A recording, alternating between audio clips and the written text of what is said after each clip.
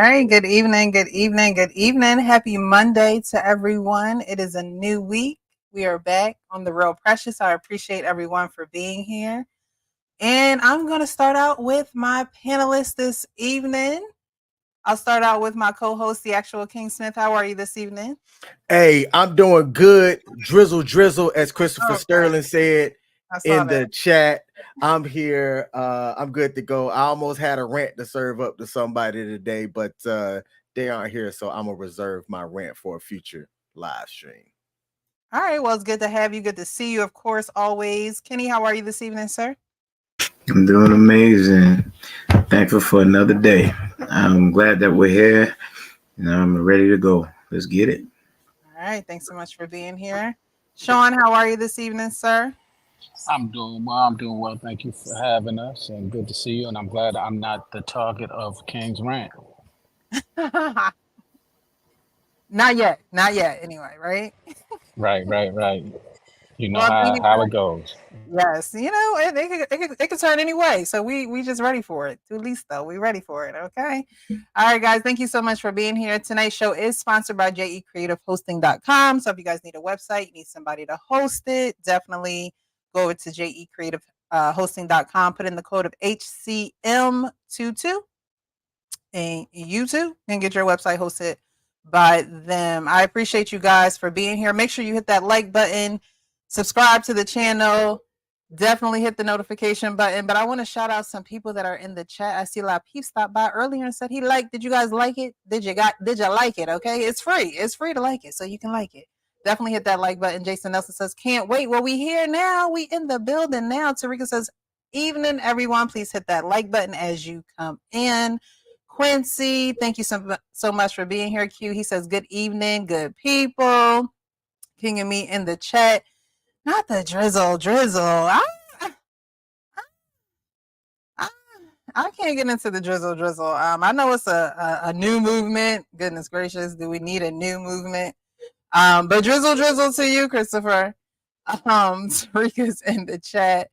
And he says, no, I would not advise him to get back with her. Well, we're going to get into that. Before we do, we have a few videos and a few clips we're going to get into. While we were in the back, Kenny was talking about how he had just finished watching the Neo beef, or the Neo drama, I should say. Not necessarily a beef.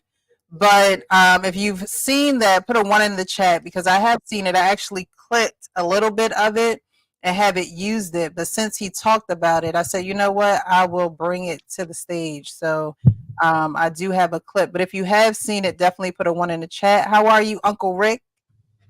I'm great. How are you guys today? Doing good. Amazing. Sounds good.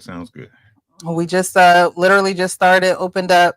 And we're about to talk about this Neo drama. I don't have the full clip. I have pretty much the brunt of it. And I'm going to show it here. But can he help me if I'm getting this wrong? But Neo was married, right? Did he get a divorce before he started messing with this new? Did he get divorced before he started? Before he got the other girl pregnant? I know it was a whole thing. Like he told his ex-wife he didn't want any more kids or something like that, and then he turns around and gets somebody else pregnant. Is that right? Am I telling that right, or am I wrong? If anybody knows the story, you can chime in. I don't know nothing about that I mess. do not know that part. Kenny, you're on mute.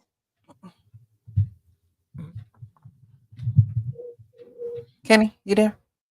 All right. Well, while he's collecting his thoughts, I'm gonna. They were, pardon me, they are divorced. They Right. split. He gave her a lump sum of 1.6. I think it happened in January Right. 26th. Okay, and then he started talking to another woman and got her pregnant, and now they have a child together. That seems to be the case, you know. He has two girlfriends. Wasn't yeah, that's what I was saying. Wasn't he celebrating having an open relationship or something like that? Yes. That's remember that. new. Yeah, That's that was the super last new. thing I saw. Yeah. Right. But this woman is not one of the girlfriends he was walking down that street with. This is somebody from the past. Like I said, I believe he was married. He got divorced. and then he got with a woman and then had a baby with her. So they're not married, but they are together in this clip. Like we all said, he was walking down the street with two women. He has an open relationship, at least that mindset at this point in time. So I'm going to play this and we're going to get into it. These people the truth. Oh, shut the fuck up. You don't give a fuck about none of these kids. Do y'all see a fucking picture in this house of a fucking kid? He don't care about these kids. All he care about is doing drugs, drinking alcohol, fucking these hoes. That's what you care about. So let's go. I'ma diddy bop the fuck up out of here. You and your freak off. You can get back to your freak off in a minute. You'll be next. You'll be next. You'll be next. You'll be next. Your stories will be coming out next. He gonna say, my daughter crying. You gotta go. But the hoe gonna stay, huh? The hoe gonna stay? The hoe gonna stay? Excuse me. The hoe gonna stay? The hoe gonna stay? Excuse The me. hoe gonna stay? Come on now. The hoe gonna stay? You're doing a lot. Huh? Excuse me. Why can't you just be at home with your kids? Why can't you just get out? Why you just can't be at home with the kids? Excuse me. Why you can't be at home with the kids? Is that hard for you to lay in the bed and lay down with your kids? No, I've done it before. No, you don't do it. That's the problem. That's why I'm here, and you know that. And you know that. And you know that, though. And you know that. And you know that. So it was longer than that, but that was part of it. And it went on like that for a while. So the thing that I see in this clip that I don't like that women do is they try to exploit men. And she even used Diddy Bop. She used that terminology. She talked about him liking to drink or do drugs and things like that. Yet she laid down with him and she knew the lifestyle that he was in when she laid down with him. So, like I said, I don't understand why women try to exploit men when they already know what the deal is. What do you guys think about the clip? Kenny, since It's you disturbing. okay, disturbing. Sean, you want to elaborate? Not really. It's just can't control your emotion. Another example of a woman not controlling her emotions when she gets triggered Mm-hmm. and using her kids and sabotaging anything in her way to do so, to exploit. There are no innocent parties here. You wed that woman. You made a promise under God, for richer or for poor, for better or for worse, that you would see it through with this woman. He married her? He married her? No, I meant starting with the child's mothers. I mean, his wife to children's mothers, Okay. and the progression of how he got to where he is right now.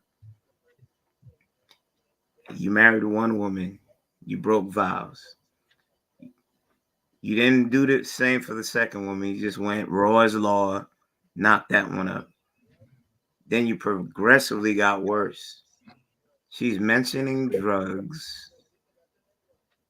One, I believe she's trying to make a case for the courts. Just in case anything goes on, she's actively trying to instigate a problem. How long can somebody take someone needling them?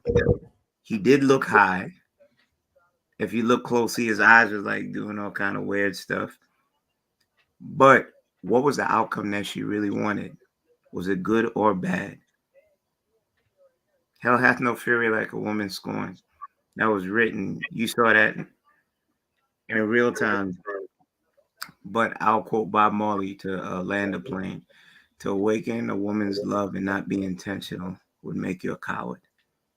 And cowardice acts get cowardice responses, and then you see things like this play out in public in a bad way. I'll land my plane there. Okay. Oh, okay. Oh, wow. Where do I start? So while everybody was talking, I went and did some digging. Neo was married to someone, not the lady that was in that video, but apparently she was the one that came after the ex-wife and was part of the reason why his ex-wife had filed. So that person in that particular clip at one point was taken into custody towards the end of 2023 for cruelty to children charges after she had reportedly helped her eldest son squabble with a schoolmate, right? So fast forward to now. I would question her intentions as to why she is trying to publicly put something out on Neo, and I believe it's to look at getting some things in her favor with the courts. Now, I'm listening to a girl who got with Neo, likely knowing that he was married, right? Coming after that. So it's like when Kenny said that there's no innocent parties here, it's like, look how you came into the picture, right? So if you're expecting this man to be honorable when he didn't come into this thing honorable with you, get out of here, right? I'm glad that she tried to make Neo look like a fool, but what she did was highlight that she is a fool herself. And good job to Neo for keeping calm. I don't think anybody would have blamed him if he decided to not go off on her, but just go off in general. Uncle Rick? Oh, I don't know. I mean, you reap what you sow at the end of the day. He knew what he was dealing with, and she knew what she was dealing with. Plain and simple, right? I think she was on tape because she thought she was gonna get him to smack her around. Probably. I mean, that's the only point, right? That's the only point of doing it. The thing is, right? While he plays a big part, right? What more does he owe her if he taking care of his children? What more does he owe her? Right? So it's just messy to me. And I mean, looking at these type of things in these situations, they fine with it. The ladies fine with it when they the center of attention, right? When they the number one, right? When they get to ride in the passenger seat. When did y'all hear from her then? I don't even know who this lady is till now. Right? Understand if you lay down with dogs, you're gonna get fleas. Just that simple. And she ain't no different, right? A dog got to have a bitch for facts. So, Ooh. And just to add on, she was antagonizing and trying to saying, "Body slam me, you slamming me to the floor. Do it again." What'd you say, Sean? I'm sorry. I said she was antagonizing him, saying, "Yeah, you just slammed me to the ground. Why don't you tell them that?" Earlier on in the video. Oh, I didn't even hear that. Did she say in this video or no, in it another? wasn't played in this video. No, it's on a long one. Yeah, it's on a long Oh, okay. But again, you sticking. I don't understand why you would stick around and record the man instead of getting your child and getting out of there. You know what I mean? Like that's what, when a woman goes to exploit a man, I never understand it, because you're part of you are part of that problem. You helped create that problem. So now you want to tell the world how horrible he is, not realizing that you look horrible yourself. Yeah. Again, to my original point, hurt people hurt people. And so it's just another example of somebody hurting somebody who out of control because they was triggered from a traumatizing situation, and they don't know how to control their emotions. And they don't care whether it's their kids that are sacrificed, whether it's another person, whether it's themselves. They just will act out of control. And it's a shame that we have to even see this on anybody's part, male, woman, man, woman. As an adult, it just doesn't make sense. Yeah. The percentage. Thank you. I'm sorry. Thank you, Ty Shadow 1 for the $9.99 super chat. We appreciate the support. Thank you. Go ahead, Kenneth. What were you gonna say? The further that I go over it in my head, she didn't get the result that she wanted. Mm-hmm. And she's doing everything to try to mitigate the damage and also profit off of it, because I can't get it out of my head that you would be on video trying to instigate something, trying to point out certain things. I don't see any pictures of your kids. You're trying to really bait for something, then you're in its face, which is threatening. And he is keeping his composure, despite me feeling, in my opinion, that he was under, whatever drug of his choice. That's only my opinion, allegedly. It seems that he's been down that road before. And I know he's kicking himself in the butt for actually letting her in. Maybe the kids are there and she has to have access, but maybe he didn't even expect that. And she was like, you know what? I'm gonna launch it tonight and see what comes of it. And worse. I'm gonna go off his stance as, I mean, he knew what was coming. He's been there before with her, obviously. You know what I mean? But what I hate is that, like I said, when it's okay for you, it's okay for you, right? You bringing up the kids, you don't care about them kids, because if the kids was in danger, you would simply remove you and your child from the situation instead of sitting up there criticizing, trying to down a man that you had a child with. Right. You had a child with him.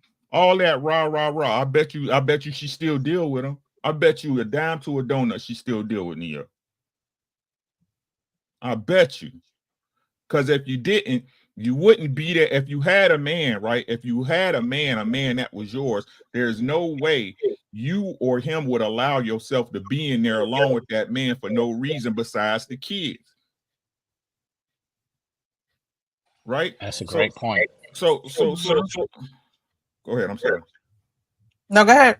Go ahead, Rick. Right. So like I said, women play these games and we want to blame men. All we can blame that man for is being irresponsible with his seed with a woman he wasn't married to, that he didn't want to be with. But we got to start holding these women responsible for their actions as well. Her actions was bogus. They was disrespectful.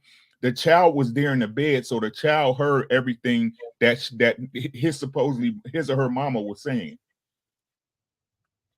Right? Nobody ever want to take these things into account. The only thing we look at is, oh, he's a man, toughen up, be stoic, and let it ride. No, she ain't shit either. And to your point, I think it's beyond holding people accountable and responsible. There needs to be consequences for actions like that, and that's what's missing. There are no consequences. Right. What are the consequences of someone trying to exploit someone else like that? Now, he is famous. Neo is famous, fortune and fame. But what happens when it happens to regular Joe Schmoes out here, where you have someone trying to exploit them because things didn't turn out the way that they wanted it to? I forget who said that. Kenny, I think Kenny said it. Things didn't turn out the way that they wanted it to. Sometimes women don't even go to social media. They'll go straight to your car. They'll go straight to your home and try and destroy your stuff. They'll call, your family members, or try to send pics and things of you to embarrass you and shame you in public. Yet they never want to talk about their problematic behavior. And dear God, let somebody try to exploit them, and it's deny. I didn't do it. It wasn't me. Yeah. So what do you do when it's the regular Joe Schmo out here? You know what's crazy? I don't want to even seem like I'm dogpiling, but females get away with that a lot. I was on another show, and this woman went up there. She was in IG saying I was a homosexual and I dealt with transsexuals, and she had her troll people come in and they said they had videos, and I said, bring the videos, show proof. Then she went on a show and pushed a lie, and when I challenged her, she said it was getting some type of way, and I called her on her character, and I said, you're a Jezebel. For me saying that, she tried to sick black men on me. What's the recourse for that? I said, I'll hold you to it. You threatened me? I said, no, I'm going to hold you to it. And guess what? Let's use people like that, just her in a specific case, Mm-hmm. certain people in life would lead you to a pine box or a prison Mm-hmm. just off of whatever dubious intent that they have. What mother, to piggyback on what Rick said, what mother, if your daughter, mutual, is laying there, would be doing all of that? Kids are sponges. They'll remember. You're giving that daughter that you're supposed to share trauma. Mm-hmm. Add to that, maybe that's another reason he's staying as calm as possible, hoping that you would stop, then leave. There's so many different ways that we can go with this, but men are not exempt. Anyone that deals within this toxicity, we really have no solid way of checking them because there's nothing benchmark across. Someone could call your name King. You did this to me, and you have to prove your innocence. See, It ain't right. and to delve deeper into that, right? And I blame women for this the same way I blame men for getting a female pregnant, knowing that the child support and family laws are against us, right? Women to do that to a man, knowing exactly how the laws would apply, right? Because the rule of thumb is, right, if there's a domestic violence situation, it's not investigated on site. The man is usually taken away first and foremost, and then they decide who's innocent later, right? So again, we got to stop. Everybody's responsible for what they're responsible for, and we allow grown folks to get away with what responsibilities they were supposed to have far too often. Far too often. I agree with that. So yeah, just wanted to talk about that since Kenny brought it up because it does happen every day. You know, it happens every day. 2024 is supposed to be the year of, you know, exposure, and I think everybody's just hopping on that train. Either one, to shame someone, two, to get money out of it, three, for their own personal sick gain. And I think that, you know, things like that needs to stop and change because you can mess up someone's life like that. You can destroy someone's life like that, and people get away with it every day. Every day they get away with it. Go ahead, Did Kenny. you see that she issued an apology and the apology started out great? And No. then on it, so she started out by saying, so I'm drinking boba tea, talking to my dad on the phone, self-reflecting, and I'd like to apologize for putting y'all in our business. That's a great start. Mhm. It then goes, emotions were heightened, and I want the best of him, I guess, to show up. But I understand you can't make people feel you. I have good faith everything will come together. And this is where she about to lose people. Full Moon was out, cycle on, postpartum, built with frustration, and a lot of she put underlining, but I'm assuming she meant underlying issues that we needed to be addressed. Trying to do that with the problem, those problems present made heightened emotions. And I'm just gonna stop there because there's like another two sentences. What the fuck does the full moon have to do with that? That's her way of saying I'm impulsive and what I did was stupid. So let me give y'all all the excuses of why I was acting stupid and impulsive. That the full moon don't have nothing to do with it. Her cycle don't have nothing to do with it. You know, women need to stop throwing that out there. Stop throwing that your cycle is the reason why you going crazy. You know, during that time of the month that you have issues. So maybe you should stay clear of people. Maybe you should stay out of conflict with people during that month. It's called regulating your emotions. And so all those things that you said that she said in the apology, she started off good, took some accountability, go sister. But then you just took it, you just you know, pretty much erased everything you said once you gave all the excuses of why you did it. You should have just said I was being impulsive and made a dumb decision to put my business out in the street like that. Here's the thing, and she made it safe for herself by throwing in that postpartum psychosis. but she Yeah. wasn't safe. But if you try to attack her after that, it gives her the exit point to say you're attacking someone with a mental issue that they're trying to.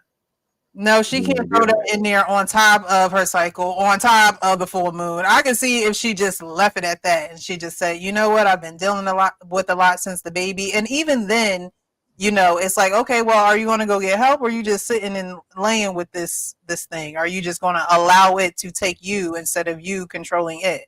You know, she said too many things afterwards for you to not really want to credit her for her accountability, because she still, in the end, is not trying to be accountable for the dumb behaviors.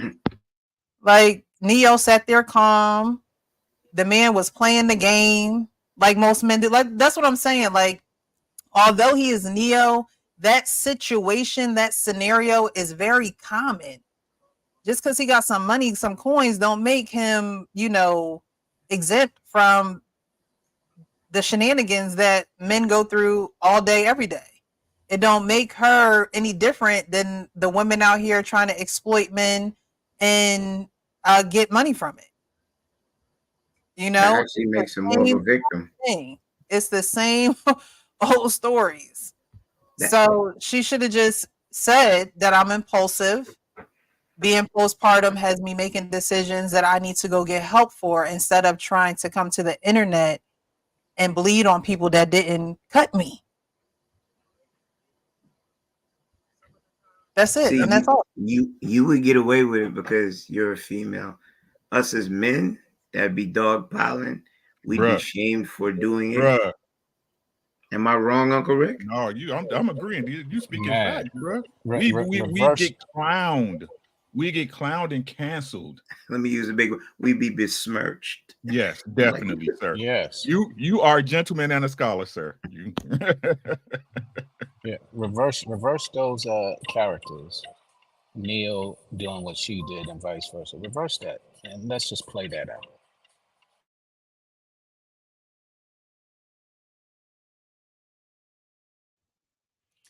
Yeah, see he all would of the probably men- be all of sitting in the men are somebody's quiet. jail cell Exactly. somewhere We're for a all night. quiet because we all know what it would be. What's today? Monday. If it was the weekend, we'll be watching Neo's bond hearing today on Court TV.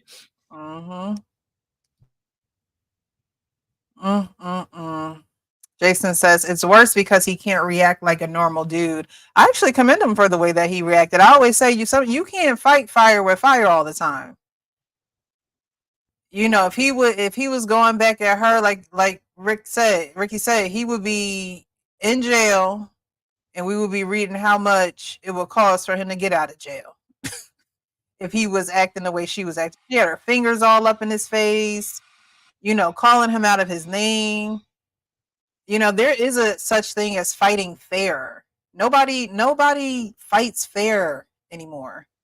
There is no, you know, I'm mad, you're mad, but I'm not going to call you out your name. I'm not going to disrespect you. I'm not going to take it there. But because of all the excuses she gave, which are excuses that many women give, it makes it okay. And it don't make it okay. It doesn't make it okay at all whatsoever. Hello, Hank. How are you this evening, sir? He's just How you doing, Precious? How you doing, everybody else on the panel? How y'all doing today? What up, Big Hank? I heard you calling somebody Doing boy earlier Right today. on, I was right like on. driving home. I said, it bothered my brother. I was like, I wanted whoa. to say something else, but I try to be more diplomatic. So right on. I missed Yes, it. sir. Yes, sir. But back to what you were saying, Precious. You know when I knew things was going on the other side for these ultra feminist women? The first time I heard Miss Sophia say, "Hell no." Oh my goodness. Hell no. All right, so we're gonna move on from this one. And you're right, she'd file a civil suit, right? So that's how, you know, men have to fight back, honestly, because you are liable to be destructive just because you're a man. And so to not go down that route, I would say, you know, you got to fight things like that a different way. You do. Vet, Look, vet, here's the thing, vet, and vet. That's all I. Precious. And We can't. go ahead, continue. My bad, bro. We can't. If you look at the percentages of things, laws, public perception, that whole hodgepodge of gumbo soup, you do not have a large percentage of anything favoring a man to defend himself, to stand on his twos and say, no, enough is enough. I did not do this. Stop typecasting me as a certain type of thing. It is aspirational, what you said. I give you that. It's aspirational. But as for common life, men are getting the shitty end of the stick. Pardon my French. And I'm not dogpiling, and that's a percentage. That's a certain set, not all. I'm not painting it with the whole brush. But men in situations like this, Neo's at fault. I give it to him. You got raw ain't law when you're a high value man and you know you have something to lose. God forbid she came with Gloria Allred. You would have to be giving up a lot more of that money. You understand? You don't need to be torn apart and looked at something other than what you are. A man that is just exploring his options after marriage, maybe living reckless. We didn't hear that he's not taking care of his children. But this one wants to be in a controlled position. And if she can't control the situation, she wishes to try to instigate a problem. And then when that don't work, she go back with Shanae and them and lay a civil suit on you and see how the cards fall. So at the end of the day, you actually do have to blame Neo. Not every hole is a hole, Precious, respectfully. Not every hole is a hole. All righty. And on that note, we're going to go on to the next video. Hey, prior to transitioning, there were a couple of additional super chats. Would you mind were there? those? Yes, I apologize. BZ, formerly Baby Zaddy, says peace and blessings, OG, with a $10 ball there. I apologize. A1HZ, hashtag TWT, says peace to the panel and my OG Rickett Williams. Drop in the collection plate. Thank you, thank you, thank you. Appreciate you, E. BZ. All right, I think that was it, right? Yes, ma'am. Yep. All right. Thank you guys so much for contributing. I appreciate you. We appreciate you. Thank you for tuning in. If you haven't hit the like button, please hit that like button. And I'm going to open the lines up soon for you guys to call in. But we're going to get to our next video because I know y'all are really going to want to call in for the final topic. So that's when I'll open the lines up. But we have another video here. It's a guy who called into another podcast, and I'm sorry, a woman who called in about her man to another podcast. And this was the situation. He was invited to his best friend's wedding, like super best friend's wedding. Let me make sure I play from the beginning. My boyfriend that I've been with for over a year, he was invited to his best friend's wedding, like super best friend's wedding without a +1. Okay, that's problematic. But then his other friend's girlfriend texted me the other day, what am I wearing to the wedding? It's showing me pictures of her dress that she's wearing. Okay. He's been together for like less than 3 months. Babe, what is that about? I don't know how many times I can say this. It's not my wedding. But does your friend, if he's really a good friend, does he have something against Candace? Why didn't you get a +1? No, I think he's just closer to other people, and it's not a huge wedding. It's a very small budgeted wedding. I think he invited the people who he can afford to invite, and him and Candace don't who really he can talk afford to like that. invite. They're How not about he friends. invited the people that he respects? I'm going to the wedding. I've been friends with this guy for a long time. I'm going to the wedding. Would you ever nicely ask as a buddy if it really is one of your best friends, like, hey man, my girl really wants to go. Is it possible to get a +1? I mean, I just think that's awkward because I kind of already know what his head's at. I think he wants the people that he invited. So it's like, I don't know why she can't ask. She has to be there. If she doesn't even know the people like that. Will you break up with Akeem if he doesn't invite you or find a way to get you to this wedding? Hear him talk right now? Yes. If he doesn't at least ask. If he doesn't at least ask. All right. So what do you guys think about that? You have your friend who is getting married. He sends out the wedding invitations. there is no +1 for you to go or for her to go. And she knows that, you have another friend there that's bringing his girlfriend. And she's like, hey, look, if you're not going to at least ask the man, I'm going to break up with you. He did say that he knew where his friend's head is at, but he didn't say that he would ask him. So what do you guys think? Is she wrong for feeling that way, or? Yes, she's let me correct. She's not. They're her feelings. She's entitled to feel however she wants to feel. Go for it, girlfriend. He don't like you. His friend doesn't like you. He don't want you there to mess up a good time. Plain and simple. Yeah, that's it. I am not required to like my wife's girlfriend. She is not required to like my male friends. That's where they're my friends, and she has her friends. Break up with them. Wow, I didn't even think about it from that standpoint, but I would add on to it. Her reaction reflects what you're saying. He said already, I know where my friend's head's at. That means his man already told him, I don't want that bitch there. Let's keep it 1,000. That's why he not fighting it. Because if he was really into his girl like that, and that's his girl, that's his number one, that's his main, he gonna be like, bro, I can't even do it. That's my girl, that's my one. Now everybody in the group chat knows she a headache. They asking her, why you still with this bitch? I think she knew though when she said he invited everyone that he respects. I think she knows that his friend don't respect her. She knows it. Sean, did you want to finish going ahead? No, I mean you're hitting it right on the nose. Not only does he know it, he's politically correct trying to share that with her without going into any different directions. What's the hard part? You know when somebody don't like you if you can read the room. It could be a bar mitzvah. It could be a sweet 16. It could be a book club meeting, Sunday revival. If you ain't get the invite, are you really feeling some type of way? People don't want to accept it right now. I'm going to use this person because they're a celebrity and their story was just recently, out on certain spaces. But Amanda Seales, she talked about how she was at a party and got disinvited from the party by Issa Rae's assistant or something like that. And instead of just being like, you know what, I'm not going to try to go up in this party because I'm not wanted here, right?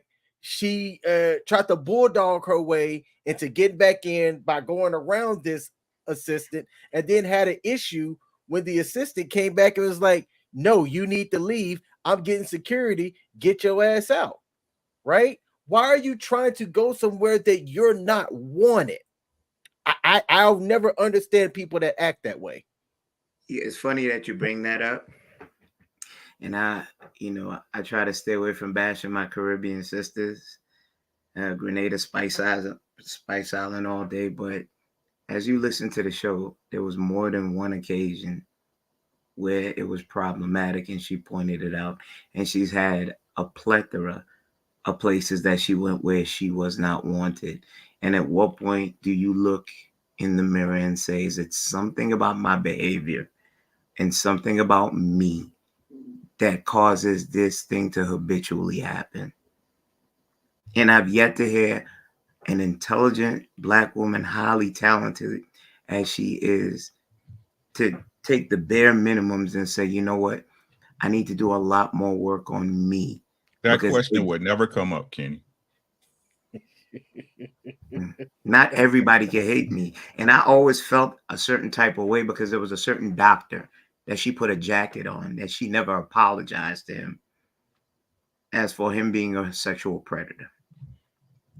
And it may have went by in words, but as loud as the offense should be, as loud as the apology, and she never got there. So I let that simmer, but I kept it in my head. But I'm watching at all the things that she's got into. She got into stuff with Wale. You're in problems with security. You're in problems with Issa Rae, who's never had a problem with anyone before. and is exalted in everything that you hear about, powerful Black sister putting on other Blacks in our community so that they can eat well. And now we hit the Floetry story. Marsha Ambrosius was hating on you. Everybody's hating on you. Wow. You know what's interesting? I'm not defending her whatsoever because I've had this conversation over the last weekend for several hours. But I will say this. One thing that I do not like to see is when, let's just say that party, for example. If Issa Rae didn't want Amanda Seales, Issa Rae should have told Amanda Seales. And we gloss over that point. We gloss over that often. We gloss over that. I And, don't and not think that she would. not defending her position because I don't agree with it whatsoever, what she did and none of that. But the point is, if the assistant is sitting there telling her and Issa Rae isn't co-signing that or didn't co-sign that, that's what a lot of people in power do often. Instead of just addressing what it is they feel, they send it off to someone else. And I don't agree with that either. Okay, flip that coin real quick. Cling, just give me a minute. Flip that coin real quick. If you're problematic and that one known to make big noise in a certain thing, someone doesn't want that problem and they have the buffer. You're only hearing Amanda Seales' side. The other people, okay, give it to them that they're more classy, that they don't want to destroy her or put another dampen on her career and her as a person. You've never heard about that story back from Issa Rae, no publicist. Now, if they really wanted to like put sauce on it, you would have heard about it a long time ago, that she is problematic. And in Hollywood, once you get somebody big like that and they say something about you, it sends a ripple effect. How do you know Issa Rae wasn't just trying to save her, mitigate what was going on there, move away from that because that's not her cup of tea, and still let her do her thing? Okay, why couldn't Issa Rae say that? That's my point. Why did she have to? Because it's cowardly. Because it's cowardly. And why does she have? Because it's cowardly. How is it cowardly? You just said you needed a buffer. Okay, one, if this is a person that you already have given an opportunity and have a relationship with it, and you're giving these opportunities, and now they're problematic, but yet you don't want to address that directly, it's cowardly. Sean, you're allowed to say that. If I fed you and I know that you're one to be problematic, I'm going to turn your faucet off with me. And I'm going to be benevolent and give you a chance to go somewhere else without destroying your rep. That's like someone getting a reference from an old job. They know you were a shitty worker, but they chose not to write down your offenses in hopes that you would get it right the next time around and see your wrongs. None of us here, I believe, are men that if we had somebody like Amanda Seales or the lady that was on the clip that Precious played, we would be with somebody like that. But I'm going to ask the hypothetical question. How do you navigate a problematic woman if you had one in your life, if she was yours? Wow. If she were mine, I remove my presence. Great answer. It's just that simple. Right? Because I understand any woman that deal with me on a romantic level is going to have a better life than not dealing with me. It's certain things that I take on as a man that you ain't gonna find out there in them streets every day. Good men are hard to find, just like good women. Right? So, like I said, I have a certain setup. I have certain things in place. I take care of certain things. And if you over here with rah, the streets is out there for you. Bye. Enjoy. You ain't gotta worry about me throwing your stuff in the street. We gonna pack your stuff together.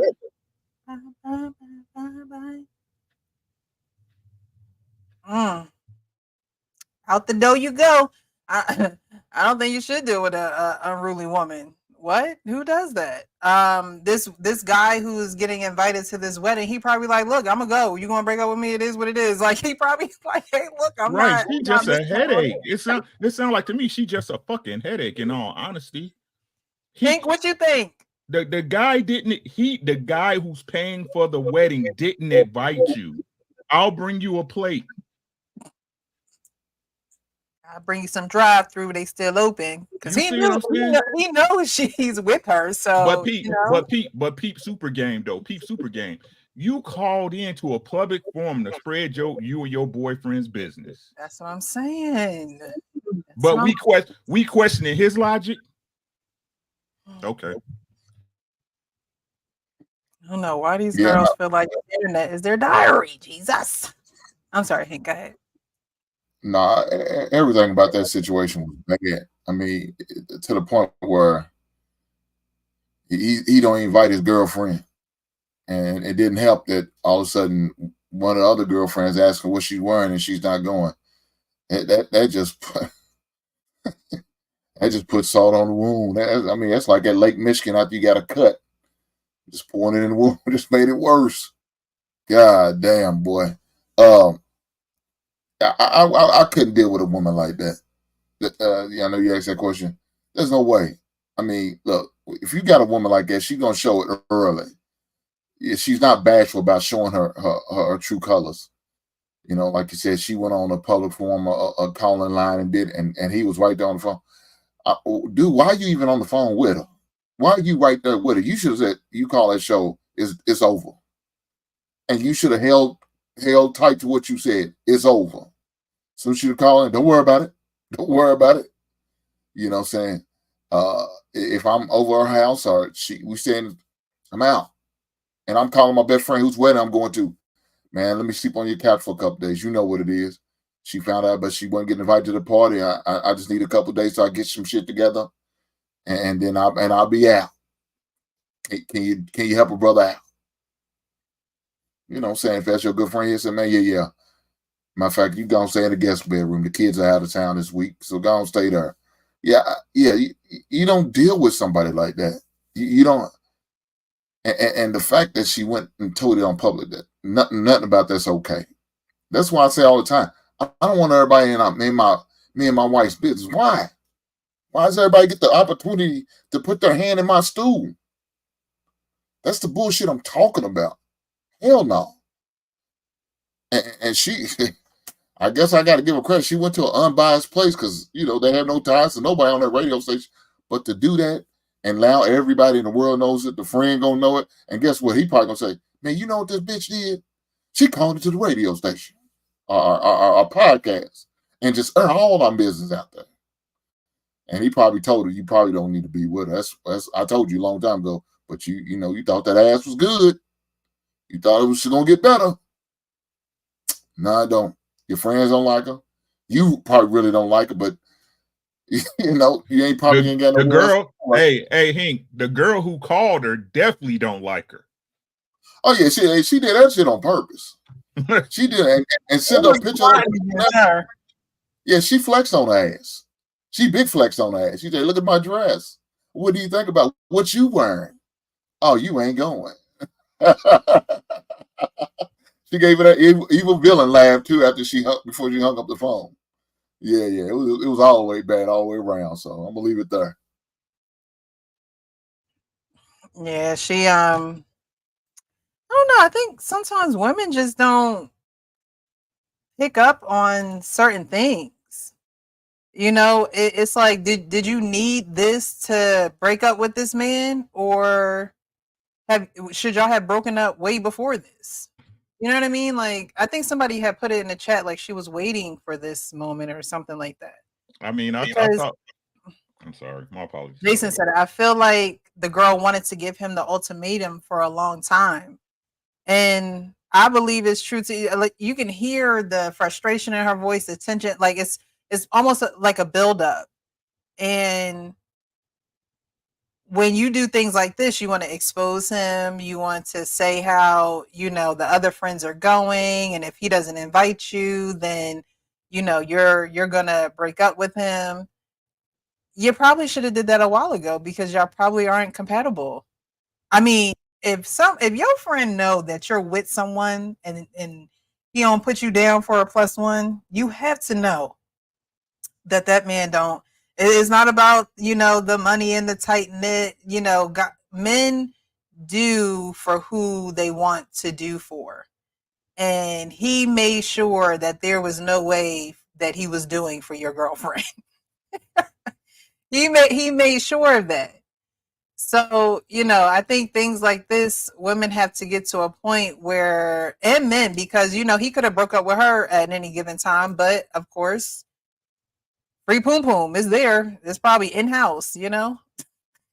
But at this point, it's like, I just don't, look, if you want to leave, go ahead. You can leave, you know? I think men will be all right if you know, you say you want to leave. I don't think he'll be sitting there crying and in the dumps. Weddings one of the best places to meet available women. Just saying. Okay. Well. All right, Sean, welcome back. All right. Jason says she was looking to shame him, and any woman willing to shame you in public is not for y'all. She is for herself. I agree. I appreciate that, and I agree as well. Frenchie K says we sure do, Precious. Yeah, men gonna do things for who they want to do things for. That's one tall tale sign. Women, wake up. If a man want to do it for you, he gonna do it for you. Period. If he don't want to do it for you, he not gonna do it for you. He'll move hell and high water to get it done if he has to. Yeah, he gonna do it, and that's what you need to look for. And it's not necessarily a dollar amount. It is the willingness, the hard work, and I don't want to even say the inconvenience, but a man will move around. Inconvenience. Yes, the inconvenience. Because many times men will do stuff for their women at detriment for their women at a detriment to themselves. Yeah. So, John, thank you so much for being here. He says, "Hey, Precious, don't catch every stream, but when I do, it's always quality conversation and panel. Y'all keep up the good work. Appreciate you. Thank you for being here, John." The convenience sense should be honestly the telltale sign. If men are being honest. Because I don't try to do shit. I don't do shit that I don't want to go out my way to do. I do it for my wife, though. All right, Sean, what you doing to us here? Should I remove the other one? What we got going on? All right, no, I'm here. Okay.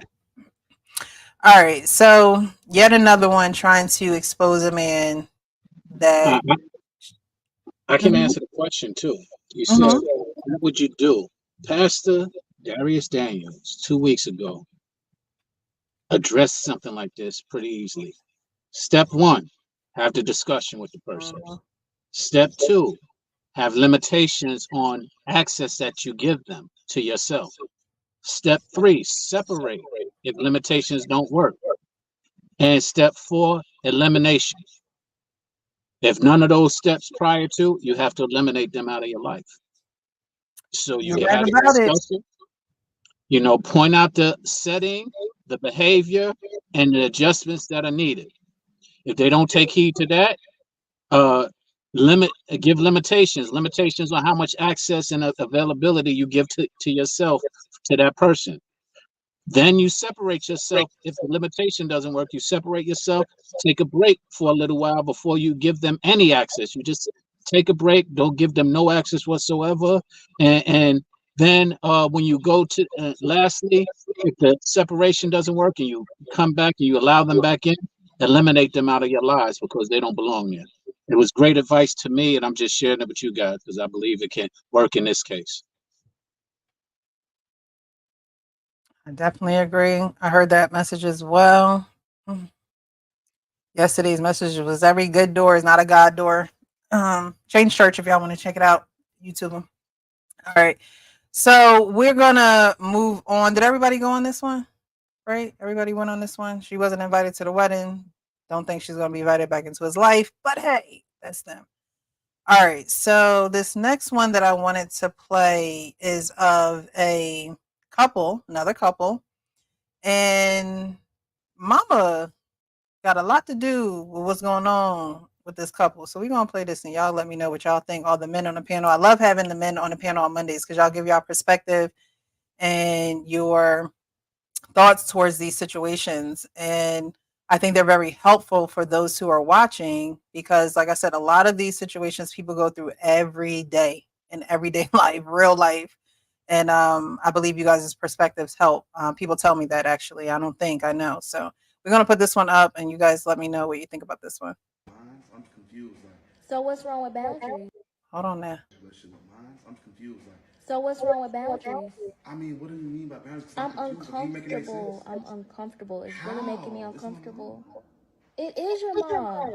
But she doesn't know boundaries. Tyler, what don't you understand? Okay, so can you all right, so I'm gonna give you an example. So if we was to go on vacation or I don't want to hear no example. What about how I feel? So it's your mom over me. You don't care about how I feel? it's a great balance between the both. But it's always you, but it's gonna be my mom too. Miss Audrey, ma'am. Mom. Excuse Mom, me. shit, don't go, please. Audrey, Tyler, Alright. shut up. Audrey, let me get you straight. That's my son. I don't know how you grew up or whoever raised you, but that's mine, okay? And that's what I need you to understand. It has nothing to do with you. My boundaries, you saying that I go in your stuff, no, I'm cleaning it because you're nasty. Tyler, I told you you could have did better a long time ago. I love her though. No, you don't. You don't know what, I do you love her. couldn't possibly know what love is, Tyler. She's only with you for your money. No, I'm not. Yes, you are. Wow, What do you chill, do? bro. What do you do for a living? You do nothing. I have an online you business. just want to sit here and be I have an cute. online business. But what money does it make? It It's makes Tyler's money. money. It makes money. No, It it's makes- Tyler's money. It's We not were your having- money. who asked you to It's come in not- here? No one asked me. My son pays bills here. You don't pay bills, sweetie. Mom, You don't pay bills. You pay no Mom. bills here. So are you gonna let her talk I to can me talk like to her that? anyway I please because guess what? You came from me, Tyler. No, I'm This saying is- though, come thi- on, you can't be disrespectful. This is way too uncomfortable. You can't be disrespectful. You know what, Tyler? This is my lady. uncomfortable. You can't be doing It's this. Too much. Audrey.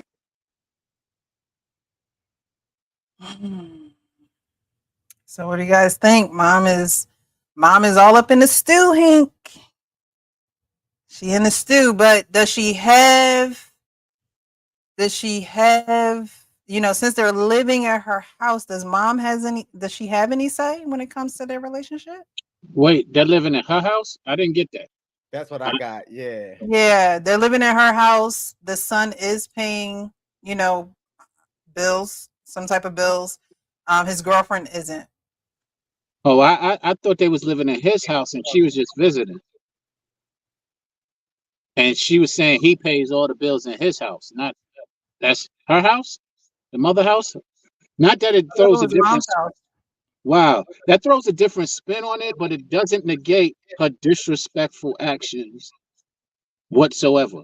And I don't respect titles. I respect people, and I don't respect my mother because she's my mother. I respect my mother because she's a great person who I know and love. So the title of mother does not warrant her mom saying, "Shut up, Tyler," and you could have done better. I already told you that 1,000 times. That doesn't warrant any of that behavior. She then again is showing another example of someone, in this case a woman, who is triggered by something and not handling her emotions, not being mature in the way that she's addressing it, and everybody is suffering from it.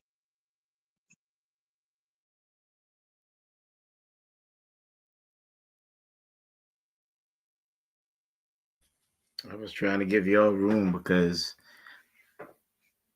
that's a whole hodgepodge. Another one. You're living under your mom's roof, say you're paying bills. You're paying your own bills.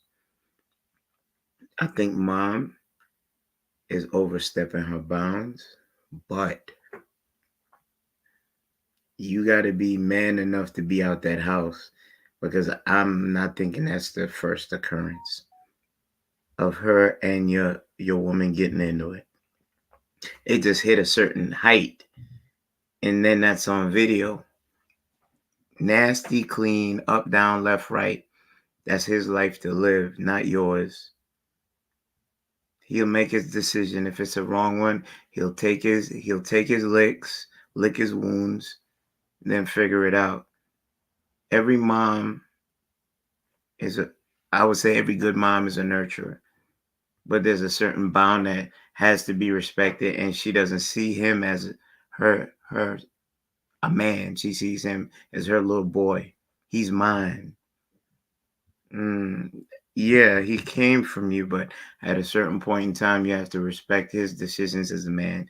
And I felt she walked all over him, told him shut up, let him talk to his girl. I mean, she talked to his girl like she ain't had no regard for her, and she's openly showing, I don't like you. You're nasty. You're this. You're that. You don't have a job, and this that. I'm like, you're too intertwined in your son's happiness. If he takes his lumps, he takes his lumps. But he said what he said. I love her.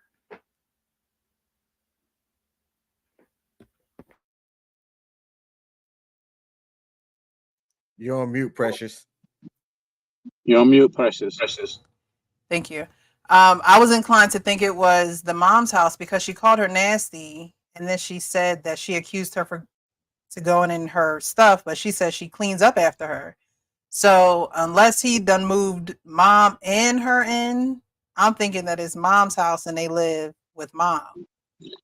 And the funny thing is, I'm sorry, it doesn't negate the actions, because she could have simply have asked them to leave because she couldn't deal with any of that stuff, instead of sitting there trying to cover for her son and baby him and give him no, ask him to leave, ask him, brother, son, I just can't, I don't mind you, but I can't take you and your spouse. And so therefore you're going to have to find another place to live.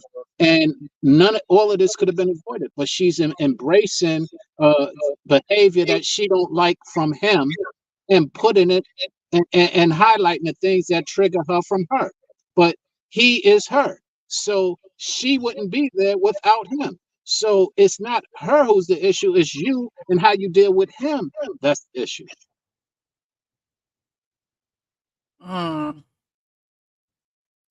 Yeah, mom. I mean, shoot, move out. Who hasn't gone on this, King?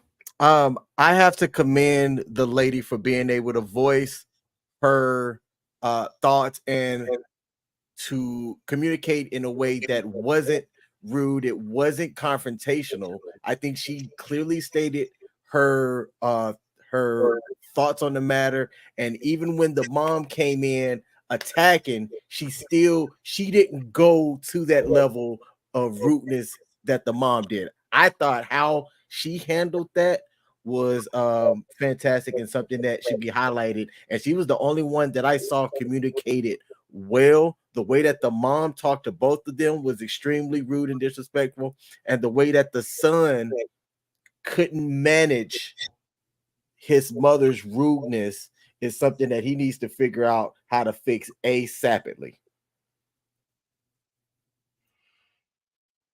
Right. No, I don't know, man. That's crazy. Why not? Hold on.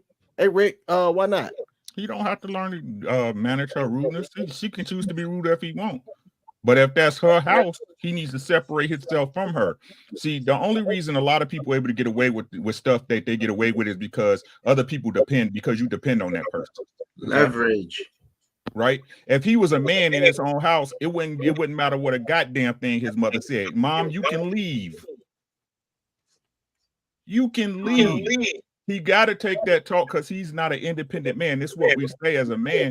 You bring your woman into your space, right? Not your mama's space, not her space, into your space. He's not paying his bills. He's paying his mama's bills. Did you hear what I said? Right? So again, the dynamic is all fucked up from get up. True. Right? We supposed to be men. Okay. We supposed to be men. Why do you have your girl in this uncomfortable ass position?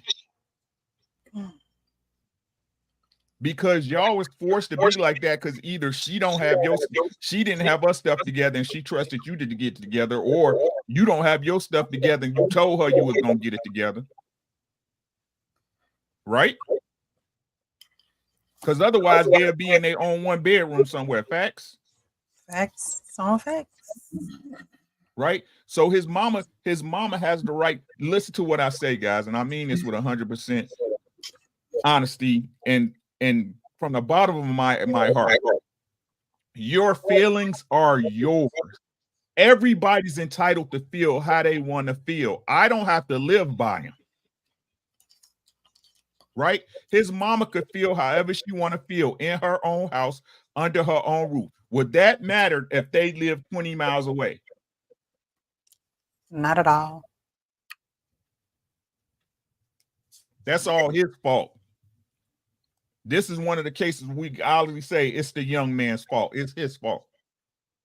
Because this conversation wouldn't even have to be had. This would not be a point of interest, a POI, if they didn't live with his mama or their mama or his mama was all in his face like that. Mama, you gotta go. I love you. Just like you said, I'm your son. I came from you. I'm gonna always be your son, right?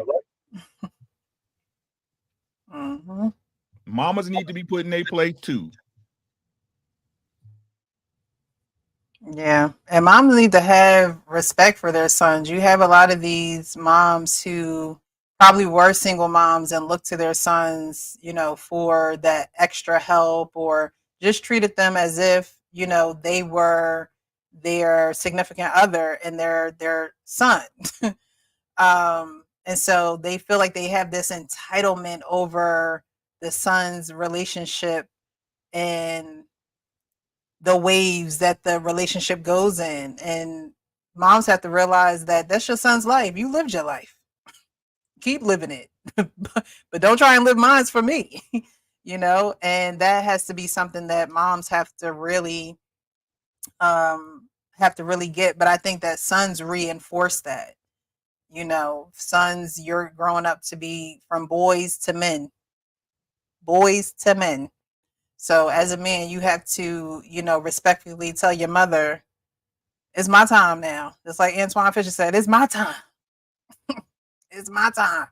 So you gotta, you know, you gotta do that with your moms, because she gonna think you the baby forever. She gonna, you know, I saw a clip that said parents don't want to let children grow up past the age that, you know, they feel as though they still have to mother them. And it's like, no, they've gotten older. You can let go. I think a lot of parents have trouble raising their adults, and not raising, but parenting their adult children. That should be a show all in itself. All right, did everybody go on this? Go ahead, Kenny. I really agree with you, because I listened to the tonality of his voice real quick, and Kyle. But Mom, I love her. That don't sound like a man that stand on his twos. That looks like he's trying to get permission that it's okay to still be with her. But do you think he had an example? That sounds like a man who didn't really have an example, because if he had an example, he wouldn't have his girl in the house unless there was an agreement and he made it clear, hey, there is not going to be, I don't even think a father would even allow a mother to meddle. That's what I was gonna say. Where was the man for the wife? You know, even think about my dad. My dad tell my mom, stay out their business. Don't you ain't gotta be, you know, all up in their bit. So I couldn't even see that happening. But it doesn't even sound like he had that example, because if he did, he wouldn't be trying to beg his mom. His mom would have somebody that would put her in order and say, hey, look, you gotta, and the dad probably wouldn't even let the boy stay there. Look, you gotta have your own. You want to be grown? Be grown. If not, you're gonna have to look. You could stay here. She might have to find another place to stay, but you got to get your stuff together as a man. And if you want us to help you do that, we can't allow the distraction, because a lot of times we think certain things are good for us, but they're distractions.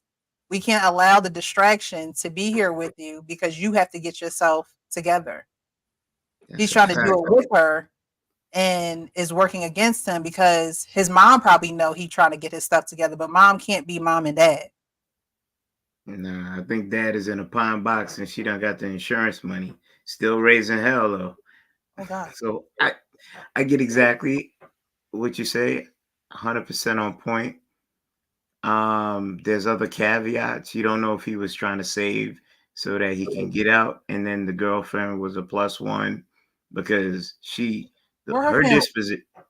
disposition is like, if she felt that way from the get-go, she wouldn't be in the house. Well, it makes me wonder where her family at. Like, That too. where's your family? What There's a you there's a know? lot Like, of different y'all not married. caveats to this. So Yeah.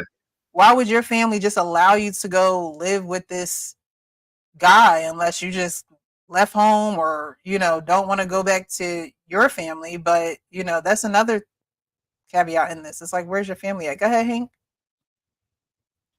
Yeah, there's a lot of issues with the situation, but I'm gonna first off the man, because that woman, that mother, knows a whole lot of information she shouldn't be knowing. That's a problem, because that boy's been spewing his goddamn guts to his mama. Probably been nagging to her just because they like best friends, and so that's what they do. They sit on the goddamn stoop on the milk carton crate and just talk shit about other people in the family or in the neighborhood or in their circle. So he probably went and vented to her about his girlfriend. Yeah, she's not doing this. She's only making this amount of money. I'm sick of this, paying all the bills myself. He's probably that. He's probably want to be a 50-50 dude. And she ain't really providing much. She's probably only providing maybe 25 to 30%. And he wanted to do at least 50, and it's not going that well. So he started going to the mama. Mom, you think we could move in for a couple months, you know what I'm saying, till we get ourselves on our feet, till we get our own apartment? And she probably told him then, yeah, I wouldn't, like she said, I told you to leave a long time ago. But he didn't listen. Like I said, man, but look at her, man. Some of these dudes fall for some good ass. Now, she don't look like she can cook. I'm just saying, I could be totally off. She don't look like she can cook. But she got that look about her, look like she can take some dick. And he loved getting her to her. And it's probably just what it need to be for him. And that's why he ain't letting her go. She got his nose wide open. Yeah, she can't cook. She can't cook for shit. She can't cook for shit. So, yeah. She putting that thing on his chin, and he don't know how to act. And mama just bust in. Look here, my man, you knew your mama was like that. You knew your mama liked to be overly involved in your situation, your relationship. Why didn't you take a drive? You and your girl said, let's go talk, and we're going to take a drive. Get away from mama and have this conversation so she can express herself, you can express herself, and come together and have some type of understanding and try to come up with an exit plan. Yeah, we need the house as soon as possible. But now he's pleading with his mama. Come on, mama. You know I love her. Come on, mama. You ain't got to do all this. You ain't got to tell all the business I told you. It's too late now. Mama loved to gossip. That's all she ever done. Gossip. I promise you, if your daddy wasn't no good, she told you all about it. She didn't let you find that out for yourself. She told it. I bet you her sister in the choir knows about you and your girlfriend's business because she went to church at the choir rehearsal on Thursday and told it. She letting it be known. She ain't holding water. Everybody know your goddamn business. The bingo hall girls know the business. The church choir girls know the business. You know what I'm saying? Her social club girls know her business. Her friends that work at the water cooler, they know goddamn business. And you was wrong because you told your mammy the business. That's what it started off. You told her that shit. And now she's going to throw it in your face. She's going to make you feel some type of way. And guess what? You telling all that, she ain't got no respect for that girl. Why? Because she feel like that girl disrespecting her son, or taking advantage of her son, or using her son. So what's she going to do? Say everything, unfiltered, say what she want. But dog, he needs to be a man and stand up on that position. And say, mama, we can't keep doing this. Look, we at her. And look, I hope we can stay the night in that house. Especially after that situation. We're going to have to get a hotel, whether we can afford it or not. We got to get away from mom and get along so we can have some one-on-one conversation and try to figure this shit out. What's our next plan? Him as a man, that's what needs to be happening. He needs to be calling hotels right in and there. Look, let me go find us. We're going to get away for a couple days. So we can figure some shit out and go from there. But I doubt if he did that. He probably went over and smoothed things over mama, and his mama probably gave her a discount. I'm sorry. I should have been so mean and nasty. But the situation still ain't handled. She still got that same attitude. Just because she apologized, don't mean she really moved it. So yeah, everything's bad about that. But like Ricky y'all said, I hold that man accountable. That's all on him. He should have put his foot down a long time ago. But he was comfortable. He thought everything was hunky dory because I ain't got to spend all my money. Only thing I got to do is pay my phone bill and give mama a little portion on the rent. And we get to eat, shit, sleep, and do all that for free. Man, that's crazy. Lack of leadership in him. Have you guys ever had to respectfully tell your mom to mind her business? Just shortly put. Just have you ever had? I wasn't respectful with it. Oh, okay. Because she wasn't respectful. So yeah, I think I shared that. I've had one time that my mom's respectfully told me that somebody wasn't good for me, and in the end, she was right, but she did it in a respectful way, so I didn't have to like check her on it, and I was actually glad that I listened to her advice. I had to do it a couple times. Once with my aunt and once with my mama. You know, because she, my ex-wife, she really liked it. My daughter's mother, and was always wanted us to get married, but it just didn't work out like that. And she would say slick stuff. Well, where's my my baby mama's her name?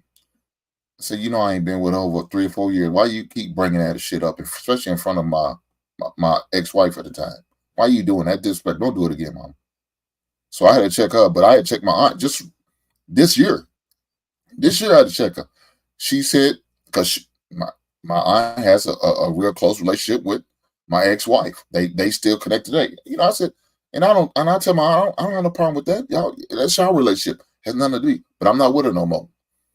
So when it was Christmas time to go over, she said, my lady, is not welcome to come over because of the relationship that she had. I said, well, look. I said, this year's the last year I'll be over if my woman's no longer welcome. If she's not welcome, I'm not welcome. So I won't be over her. I'm not going to just stop by. I'm not going to drop the gifts off. I'm not coming at all. And I told her that. I don't play that shit. I don't play that. I don't give a damn. My mama, aunt, it doesn't matter. I don't disrespect you. Don't disrespect me. Now, if you like or not, that's all. You could put on the whole front if you need to. But if you're going to sit there and say she can't come, now, well, guess what? We're going to start a different tradition. We're going to start our own shit. I ain't got to come over for Christmas dinner no more. We can have it at the Hinks household. No problem. I got plenty of space. Wow. She's trying to say you wasn't invited to the wedding like the girl in the front. No, I'm just kidding. But again, these things happen in real life. And you have to be able to handle the situations. And I don't think that respectfully telling someone that they need to, adhere to your boundaries, or that they need to, let things go, or let the past be the past, or just keep their business, because that's not your business no more, right? You're not with them no more.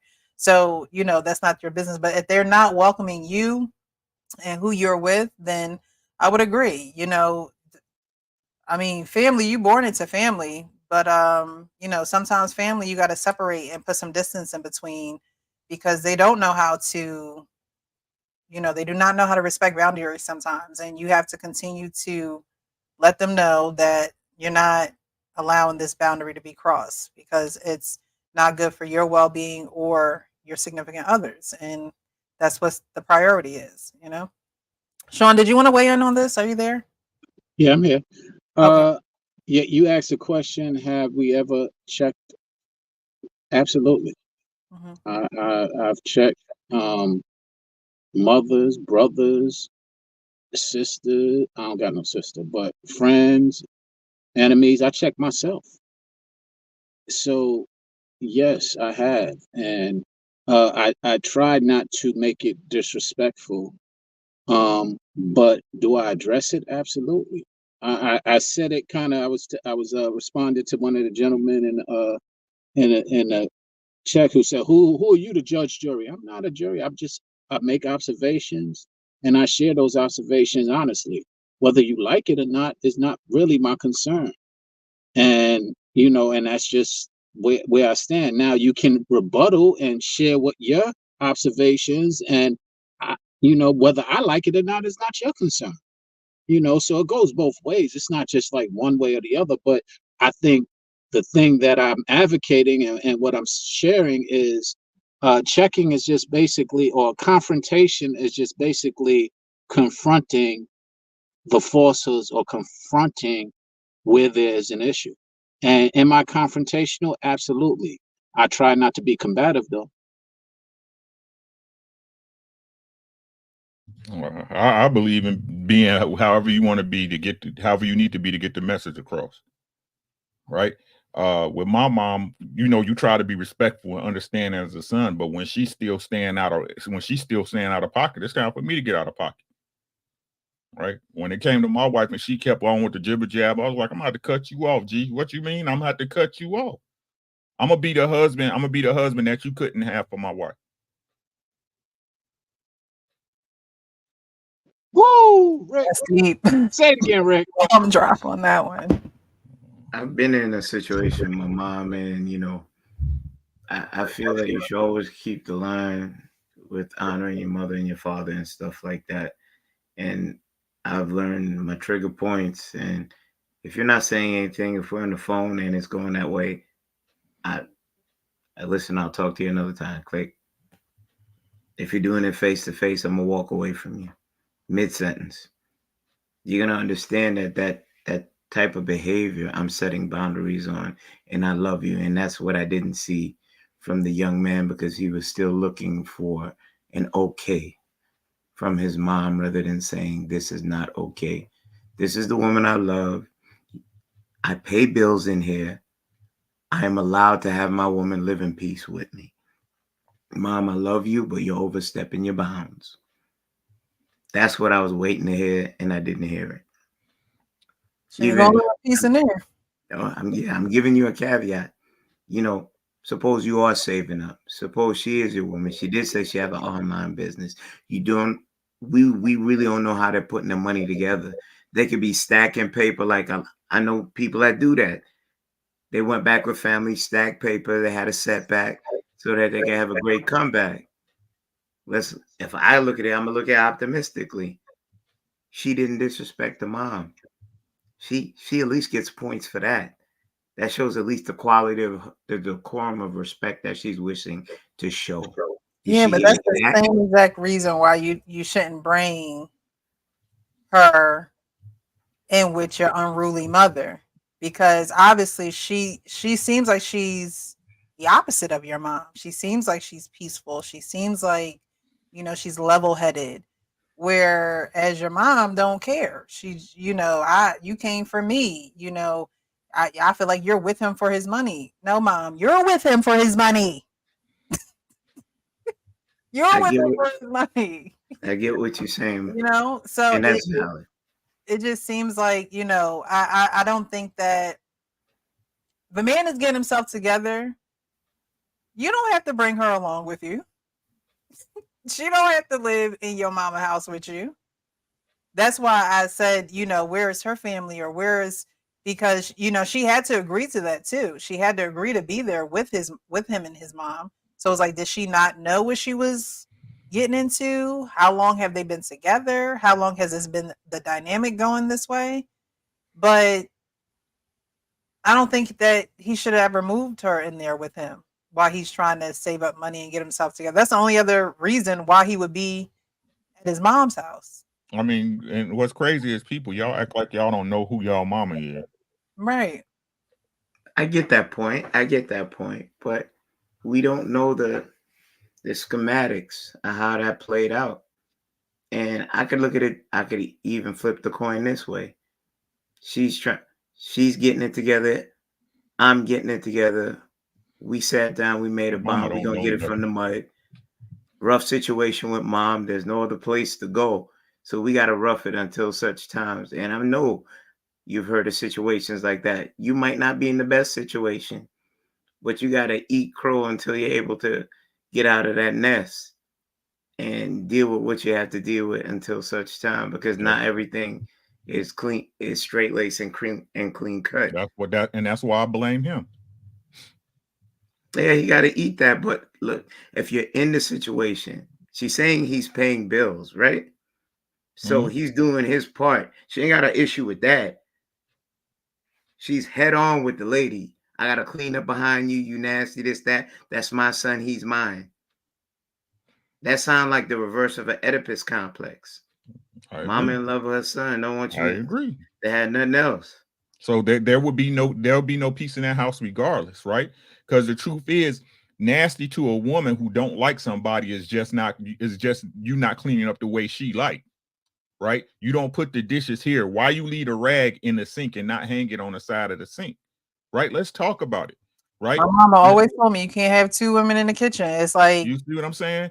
It's like, and this is what I'm saying. Like, I understand what everybody's saying, because if that's your girlfriend, right, that is different to me. If this is my wife, it's a whole different ball of wax. You know what I'm saying?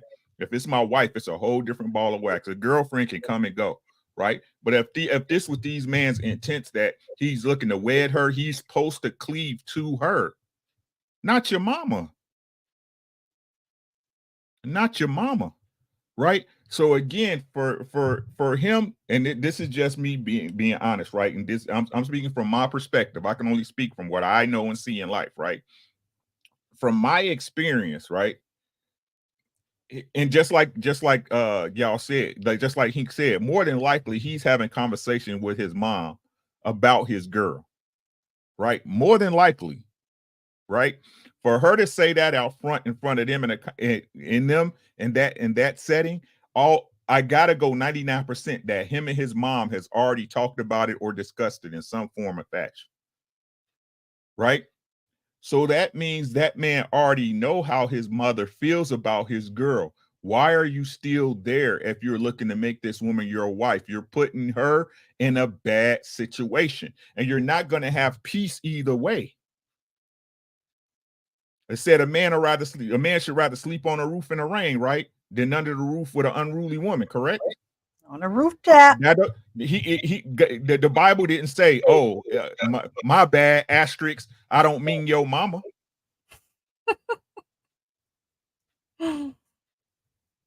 That your mother is exempt. Your mother a woman too. That's all I'm saying. Once we become adults, right? And again, like I said, the only reason that young man is taking that abuse and his girlfriend is because more than likely that man depends on his mother for something. Shelter.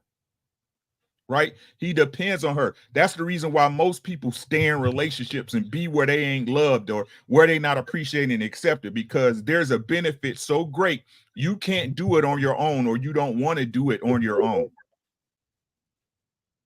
Right? Ain't no mama's knows best. If your mama knew better, she'd have gave you a different daddy. Right? Your mama only know what she know. Just like you only know what you know. Your mother is not a god. She is not a genius. She does not have emotional intelligence, nor do they have this so-called intuition. It doesn't exist. It's a lie. Mamas make mistakes the same way daddies make mistakes. It's just that the daddy's mistakes way heavier, because like I said, this is how you know God is a man, because everybody blame God for everything any damn way. You know what's interesting about, I'm going to tap into what he was saying as well. We said that they was in there trying to get things together. They might have been putting things together. Well, as a man, realize this. Part of putting or getting things together is helping mom get together, because it's obvious you don't got it together. And as a man, he should be able to address that with her so that she can as well get it together. And maybe they need to financially get it together, but according to how she was addressing things, she needs to mentally get it together. And he, as a man, her son or what have you, needs to be able to address that with her, and possibly they all can get it together collectively.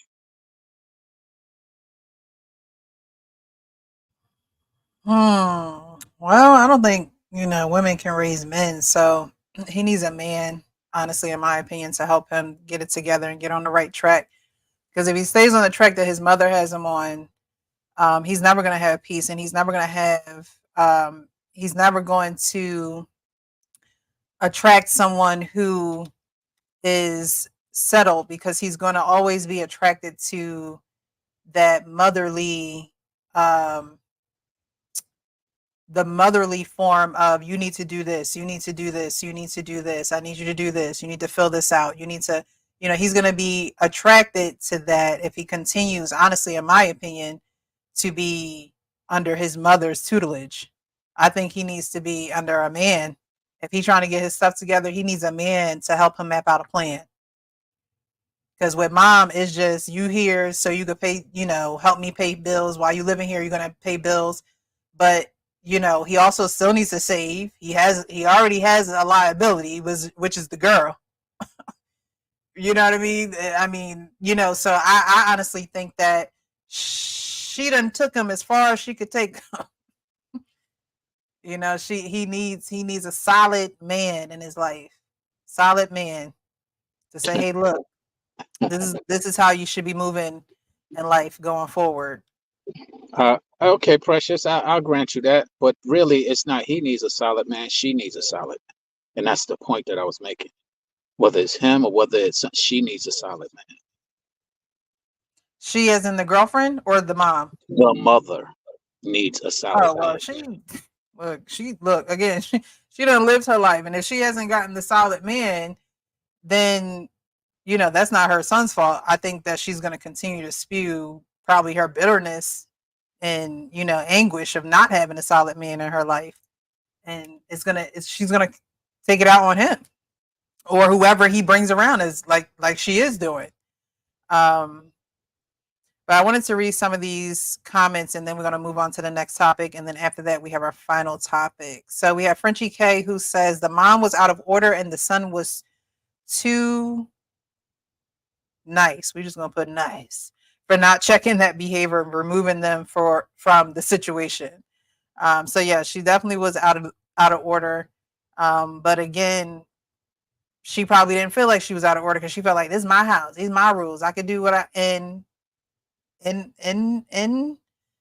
a small way, she is correct. But at the same time, you just can't talk to people however you want to talk to them just because, they're underneath your roof. You have an adult son now. So WTF, she asks for that, knowing he lives with his mama. If his mom lives with him, she out of line. He needs to check her.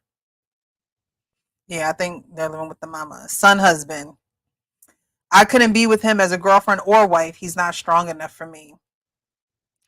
He's just not in a place right now where he can really cultivate an environment for a woman, but the girl probably agreed to move in with him and his mom and help him build, which, most men want. Hey, are you going to help me build and things like that? But it's like, we can't have any interferences either.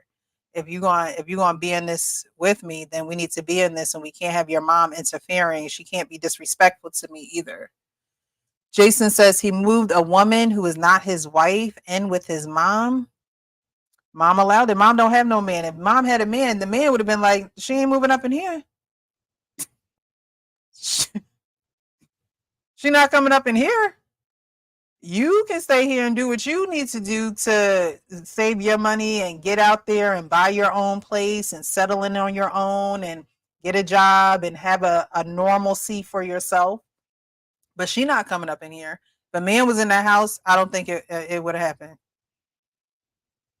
Andre says, you don't respect titles. Don't take this dude anywhere. As Sean, it's not your job to judge, jury, and executioner. I think you addressed that already, though. A Rose from Rebel Podcast says, true, Kenny, his mom doesn't view him as a man. Yeah, not a man that anybody else can have, child. Even that loan is cringe. He came from me as if she owns him for life. Right. Okay. Mom is tired of her son being used, but they shouldn't be living there if that's the case. All right, we're going to move on to this next topic because it's of a young man, and he actually is not, something his mother said rubbed him the wrong way. And I wanted to play this for you guys because I wonder if other men feel this way. I wonder if this is something that men do feel at some point in their life, but they may not have heard what his mom said to him. So let me play it so y'all can hear it and then come to your conclusions.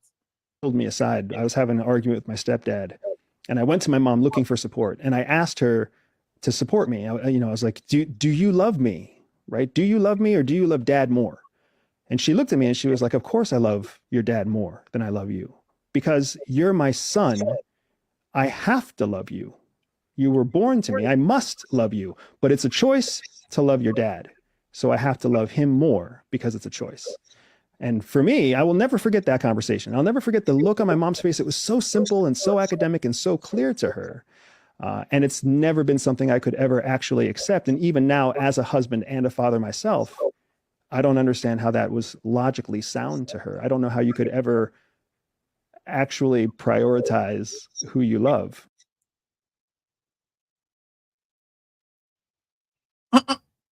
So, so what do you guys think about that? The mom said, he was talking to the stepdad, and then, turned to the mom, and he needed her support. And, to get to the bottom of it, he goes, Mom, do you love me? You know what I mean? If you love me, support me. Do you love me? And she goes, well, I love your dad more. Wow. He logically said it. Biblically, there are things that lean towards that. And quite frankly, he was in his feelings. And if that's what his mother should be doing, she should be loving her husband more than her child. Of course, her child is unconditional. That love you don't remove that. And the funny thing is, I agree, she should be loving her husband just as unconditionally. But I like the logic that she said, I chose to love him. You're somebody I'm unconditionally supposed to love. I thought it was very logical and biblical, according to what scripture says. Okay. Well, I'm gonna say this. I don't know how old he was when this situation came up. I don't know if it was like something recent, but to say a grown man is your child, that sounds crazy to me. Because when you sit there and say, "That's my child," then guess what? They're gonna act like a kid. No. That's my son. That's not my child, even though technically he is. But those are not the words you need to address if he's an adult. Now, if he's an underage kid, he's under age 18. Okay, I'm gonna give that to him. But if he's a grown man like he is now, you're my son. You're not my child no more. You're a grown ass man. You're my adult son. How about I give you that title? I'm not gonna give you a child. No, that's when I'm thinking about a child. I'm thinking about somebody 5 or 6 or 10 years old running around here tearing up my house. That's what I'm thinking about. If I went out and describe somebody, my child, they're going to just assume he talking about somebody young. No, I'm talking about grown-ass adult son. That's what he is. So adjustment is that. But like I said, it depends on how old he was.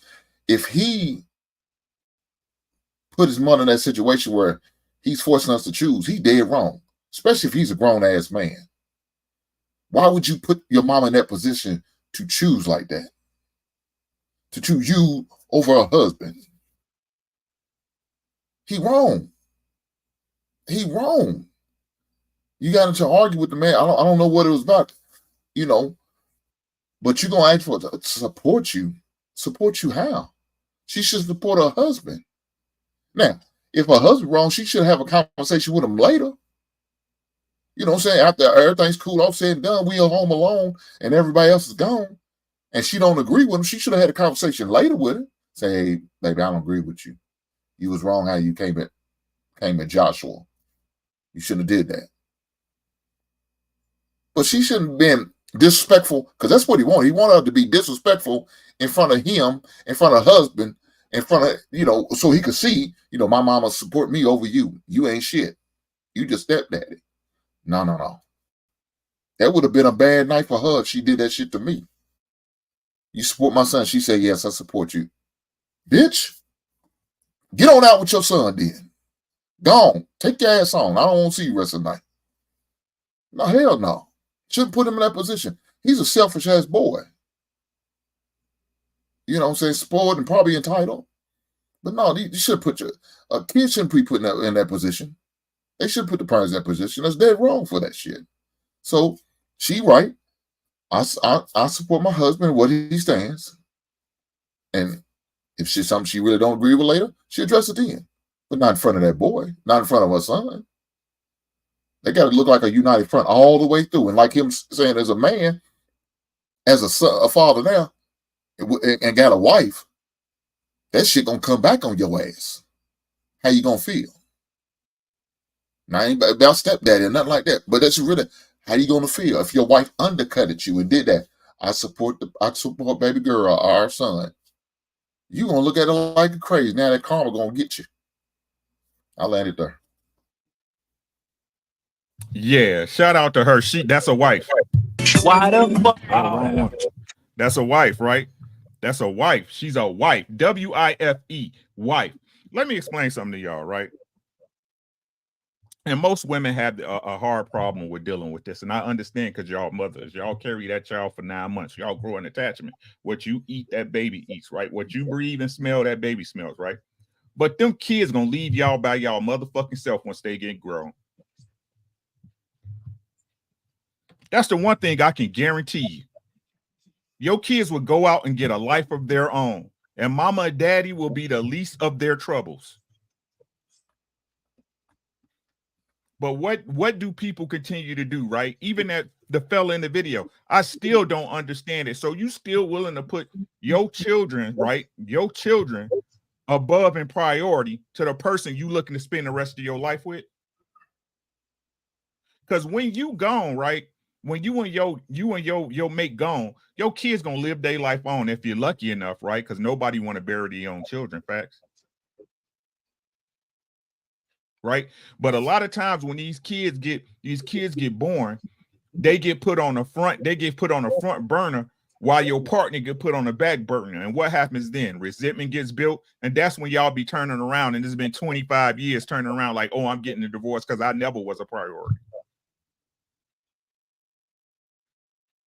Right? You take from me, but you don't give me nothing. This man is out working, supporting a stepson. A stepson. And you try to pull a power play with his mama when this man the one taking care of all y'all. And you still don't understand it because you was such a fucking brat when you was growing up. You thought your mama was supposed to disregard her husband because you was in your motherfucking feelings. Your kids will go to build a life of their own. And you will have just as much say as they in their lives as they had in the decisions you made. And what y'all tell kids, you can't tell me what to do. What? I'm grown. Yeah. It sounded like there was something it sounded like he needed therapy or something. Like it seemed like something was missing from him, and like he felt as though his mom was prioritizing something above him, which she should. That's her husband. But it seems as though he didn't understand it, as if she did it more than just that one time in his life, as if she didn't support him. And like you said, Uncle Rick, you know, the stepdad is coming in and supporting all of you guys, which he doesn't have to do. And I think that sometimes, you know, if you don't grow up under the order, if you don't, you know, if that order is not, and discipline is not instilled in your home, then I think that parents or children can misunderstand and misplace the love that parents have for them. I know growing up, my mom and dad, they would never let me and my brother get in the way of their marriage. It was just that just was that, like, told us to our face. Like, it's always going to be me and her. Don't think that you, and I was adopted. Don't think that you're going to come up in here and change things because of the situation and what it is. No, that's my wife. We are the home front. Everything goes through us. So, it just seems as though there's something that's missing within that man that I don't even think that his mom can even feel for him. There's something that he was going through as a child that it sounds like now he wants his mom to, have this overpouring of love for him. I wanted to put this up here because a lot of people don't realize that there are 8 different types of love. Eros, which is a sexual passion. Philia, which is a deep friendship. Ludus, playful love. Agape, which is love for everyone. Pragma, long-standing love. Felucia, love of the self. Storge, family love. And mania, obsessive love. So, there are so many different types of love, and the love that you have for your children isn't going to be the love that you have for your spouse. It's going to be different love, just like the love that you have, for your children is not going to be the same love that you have for a family member, or, the levels of love and the playing field of love is just not the same all the way in love, unless you're talking about agape love and you have that love for everyone. Everyone should have agape love. You should love everyone. You should treat people how you want to be treated. But you're not going to have the eros love for your child. That's a sexual passion love. You know what I mean? You're not going to have that love for your child. So I think sometimes the love gets misplaced. But in my opinion, listening to that clip, it just feels as though there is something that he's missing, that he's expecting his mom to feel. And he's an adult now. He's a father now. He is a husband now. And he's like, I would never tell my children that. And when you hear someone speak in extremes like that, it's because they lack something. When they say, oh, I'm never going to do this, especially basing it off of something in their childhood, oh, I'm never going to do that to my child, or I'm never going to say that to that child. It's because they lack something and they don't want their child to go through what they went through, not realizing that they have to get through what they're going through. He's not finished going through whatever he's going through. He hasn't gotten through it yet. And he's going to push it onto his kids now. And now his kids will have the possibility to run his marriage because of what he didn't get settled in his childhood from his mom. You know something, Purchase? That man should have had a conversation with his goddamn daddy.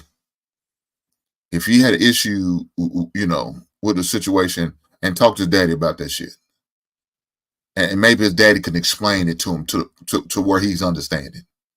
And where he'll respect his daddy's answer. Now, I don't know the situation or relationship. I don't have no idea. But that's what he probably should have done. Had a conversation with the mama and don't try to play sides on them. No, you don't interfere with nobody's marriage. I'm sure you wouldn't want nobody to interfere with your marriage like that and say something like, your girlfriend's sister. You wouldn't want to say, well, you need to pick between your sister and me, who you love, and you need to take my side. It should be automatic. Take your wife's side, regardless of. Even if she's wrong, don't do it right then there on the spot. Address it later. Correct her later. Get in her ass later. But on the spot, y'all need to be a united front. I don't care what's going on. Be a united front, because that's going to show you to each other, I have your back, you have mine. We will talk about it later. You was dead wrong when we in the car. Baby, you goddamn wrong. Why would you say that shit? But on that point, I'm going to stand with my wife. Another thing is, we talked about this on Sunday. I don't know if you was able to tune in or anybody was able to tune in. We talked about how parents, and this more so on the last conversation, how parents would overstep their boundaries in a kid's life and try to control and do all that. We talked about that on Sunday, man. And so it's kind of funny just seeing these clips and seeing and talking about it now. But I'll land it there. Well, King, you ready to fight? You ready to fight now? You ready to fight? King, ready to fight? Man, yeah. I have a thing, and guess a me thing of just wrong is wrong. Like, I'm not gonna try to correct it's difficult trying to balance that. Like, I'm not gonna stand with wrong, but I'm not trying to embarrass us either. So I'm gonna have to be like, hey, look, withdraw your ass over here and correct it later. But to stand with wrong, that ain't something that I rock with. You're not standing. Well, you just look. You just sitting. You're showing you're a united front. That's what I'm saying, King. You're showing you're even if she's on a united front in front of whoever the audience, whatever the case may be. But you correct it. As soon as we get in the car, you let baby girl know, hey, baby, you're wrong. Even if that means I need for you to apologize later, then you gotta make it happen. You gotta bend the knee, I'm tracking. take one for the team, and apologize. Like if that's what you gotta do. But on that point, we have to look like we on the same page, on the same front. Doesn't matter optics. The security that woman's going to feel in you that you got her back. And after you talk, if she's a real one, she'll realize, yeah, I fucked up. I was wrong. And you ain't got to say much. You ain't got to keep the conversation going. Okay, I appreciate you, babe. Now, I think maybe tomorrow you might want to give a call or go over tomorrow and, and bend the knee and apologize because, you shouldn't have did that.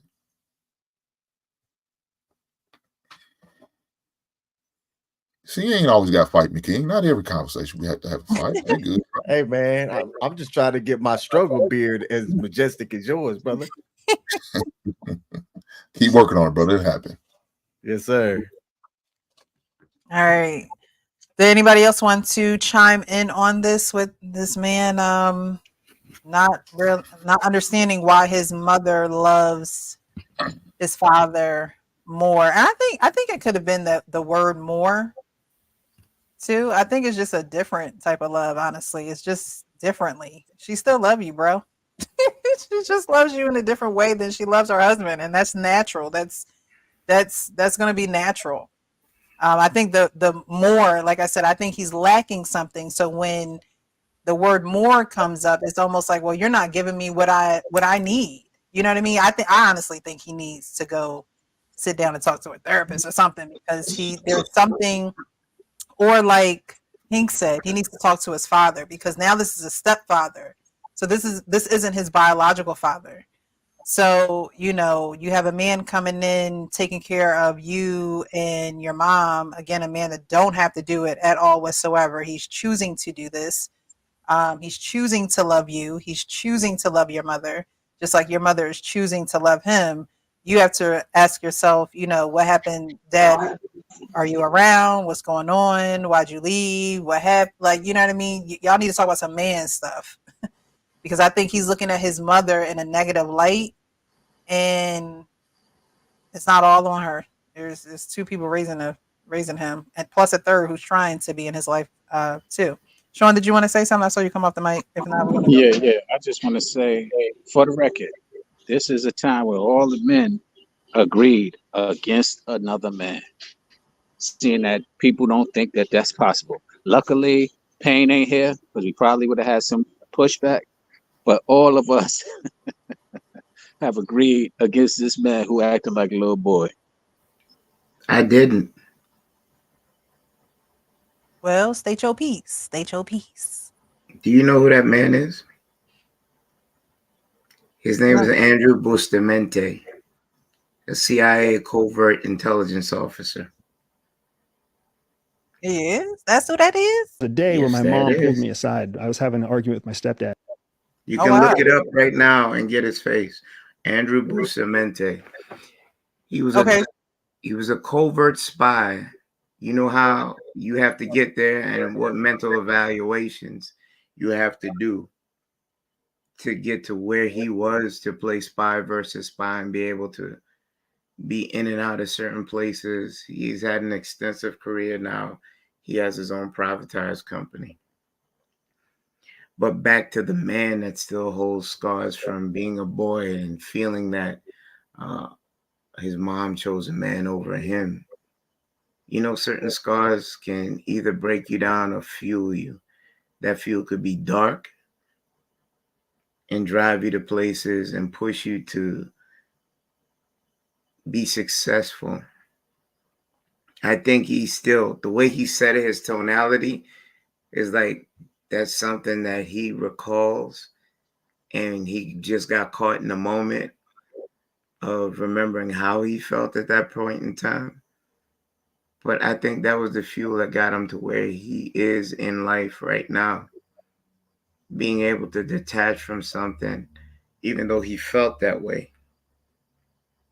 What if he said, all I have is me? I'm going to be that thing and not look for anything to nurture me.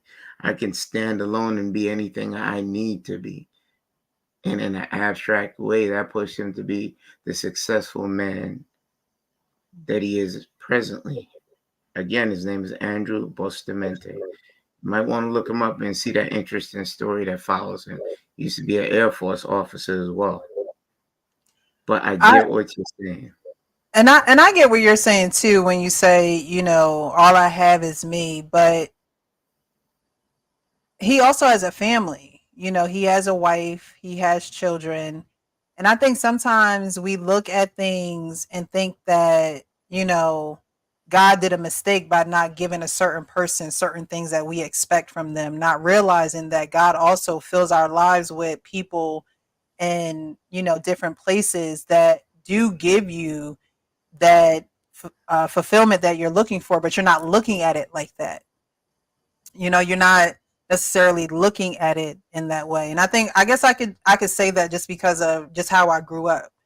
You know, I didn't grow up with my biological parents, but God still made sure I had parents. Like, you know what I mean? So sometimes we got to take certain things and look at them differently.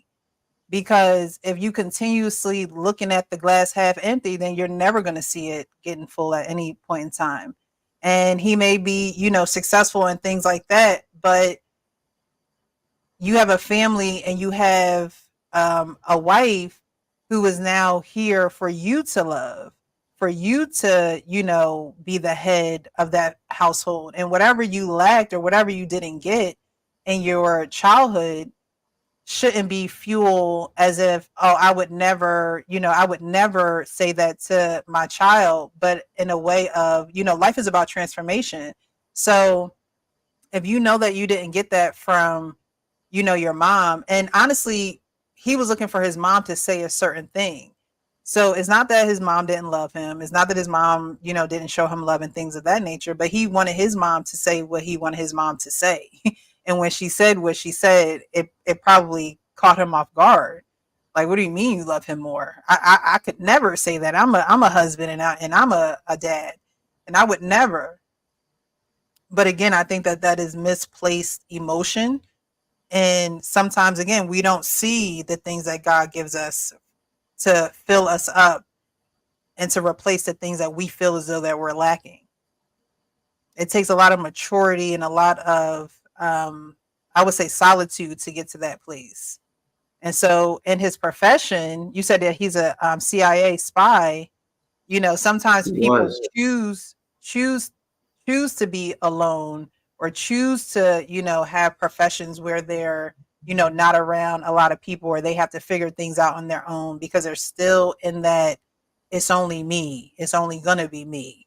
When life has presented you with people in your life to love you and for you to love them. But because the love wasn't what you thought it could be or what you thought it should be from your mom, this is going to stay with you in the relationships. A lot of our wounds come from our childhood. They start there, you know? And if you're not looking at it in a healthy way, then you're going to look like your mom is doing you a disservice because she said that she loves your stepdad more. And so, you know, I don't know, not CIA spy, you know, whatever he did become or is, or whatever the case may be, you know, you could tell that he's still yearning, looking for something, and can't believe that his mom said that to him, even at his grown age. You know, and I'm not saying that you can't express how you feel and go down memory lane. But again, it's driving him to not do that with his kids, and he's married. And again, they might trigger his kids to be able to get, you know, into his marriage or to be a priority over his marriage because he felt as though his mom didn't prioritize him in her marriage. So it becomes a cycle. No matter what you become, no matter how much money you make, no matter, you know, who knows your name, who don't know your name, those things follow you. I would think Precious, I don't think you could have said it any better. And it lends to the point that I was saying about respect and titles. Albeit he might be very well respected at his job, but sometimes those people uh, are absent from what it takes to have a good structure in a family setting. Specifically, what you were describing, as far as what spies might need to do, is separating themselves, and that separation lends to absence. That absence lends to some of the things that Precious was just speaking to. So, not to say that he has that or not, but just because he's successful in one area does not negate the fact that it could be dysfunctional in another place, or in the space of building a strong family structure, to Precious' point that she was just making. So Grant, I'll give him kudos and everything for what he's achieved at his job, but the job of being a father is what we were speaking to, and the job of being a son to a mother who has a husband is what we were speaking to, and that's what we were addressing directly, not the fact that he's not successful in other areas. Sean, all of that is encompassing within the discussion. I get what the point of view that Precious has.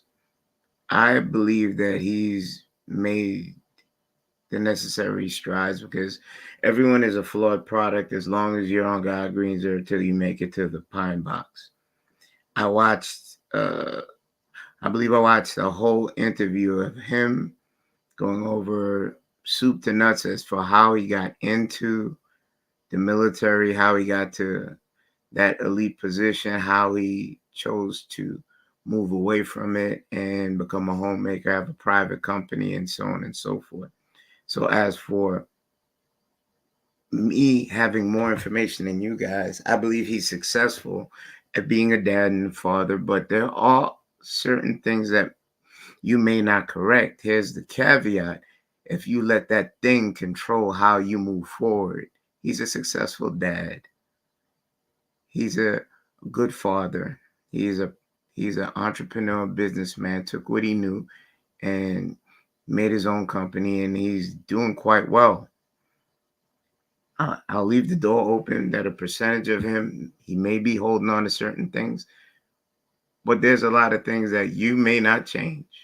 He may prescribe to being a man of faith or agnostic, but nonetheless, I get where you guys are going with it. There's two different point of views. We don't know unless we're inside that person, but it makes for great conversation.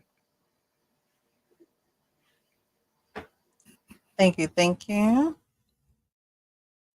All right, so is everybody done with that one? All right, we're gonna get to the main topic. I'm actually gonna take these away so I don't get them mixed up. All right, so everybody make sure you hit that like button. Definitely let us know if you're enjoying the show. I appreciate everyone who is in the chat. Y'all are definitely participating, so I appreciate you. Thank you very much. You could be anywhere, but you decided to be here on Monday night, chilling with us, having these conversations. So it's been hearsay that Tia Mowry wants to get back with Corey. I do have a couple clips that I want to play. But definitely want to get you guys' take on it. I have my own take on it, but definitely want to get you guys' opinion of this, because Tia Mowry was married for 14 years. She was with Corey, I believe, for a total of, 18 years. Married for 14. They got divorced. They have 2 children. Everyone knows the way that Tia Mowry was in social media and how she spoke about her divorce and how it was a graduation, and pretty much how she just had a tour of explaining why she got divorced and why she is out here single now. But I do have a couple clips that I do want to play. I'm trying to see something here, because I do want this to be a call-in show, so I want to post the number. There we go. Okay, so I'm gonna play these clips and we're gonna get into it. Here, hold on, let me pause it because that's very short clip. But this is her doing like a parody on TikTok or Instagram, and the caption below of the picture pretty much says that she is 40 and she's now in these dating streets, and she didn't think it would be this difficult. She's nervous and terrified of doing the whole dating thing. She going to trust God and all that good stuff in that dating in that blob down there. But this is a full clip. In the dating world now. Oh my God. What is it like out there for a single woman? Shot of tequila? No. No, I haven't been single for 5 years, so I don't know what this world is like out there. But I know it. But from what I see and from what I hear, it is tough. It is very tough. I will say I've only been in the dating world for, I want to say 3 months now, and it is exhausting. It's exhausting. I want to throw the towel in. I'm like, what is wrong with, I will say this. Okay. Someone had told me, and I wanted to be like, no, I disagree with you, and I don't want to believe it. They were like, you just, because my last relationship when dating was, when I was, dating this person, it was beautiful. It was amazing. It was wonderful. There was courting that was, involved.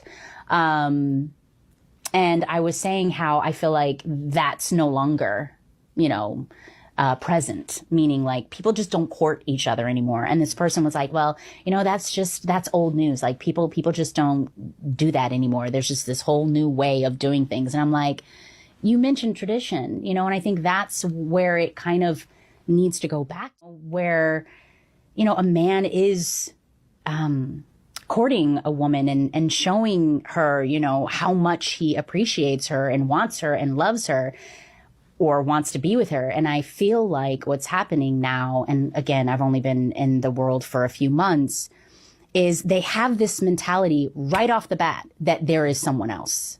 Do you know what I mean? Like there could be someone else. Is it that they're the prize? Yes. We talking deep here. Yes. We about to get into it. Oh my God, that the man is the prize. The man is the prize. Yes. I'm talking loud. Yes. That is so true. Like they've taken it off of the woman. Marriage is work. And that's Marriage is work. it I'm is. not here. Let me. Go ahead. Sorry. I'm not gonna be here like everything is, bro. You have to work hard, to stay married, and stay together. You know what I'm saying?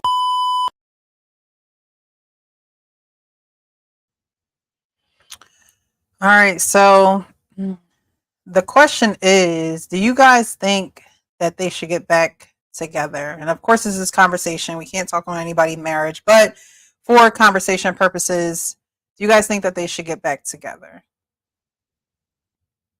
King. No. My observation of their relationship is that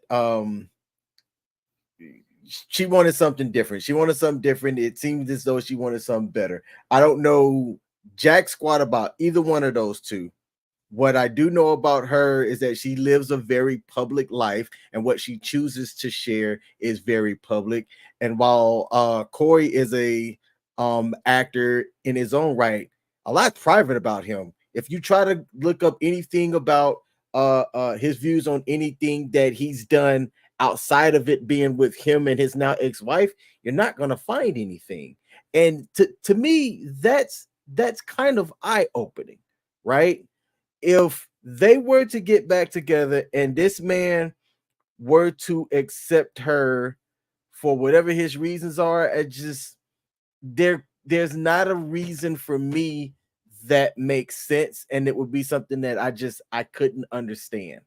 So to your question, should he accept her if that was a real life thing that occurred?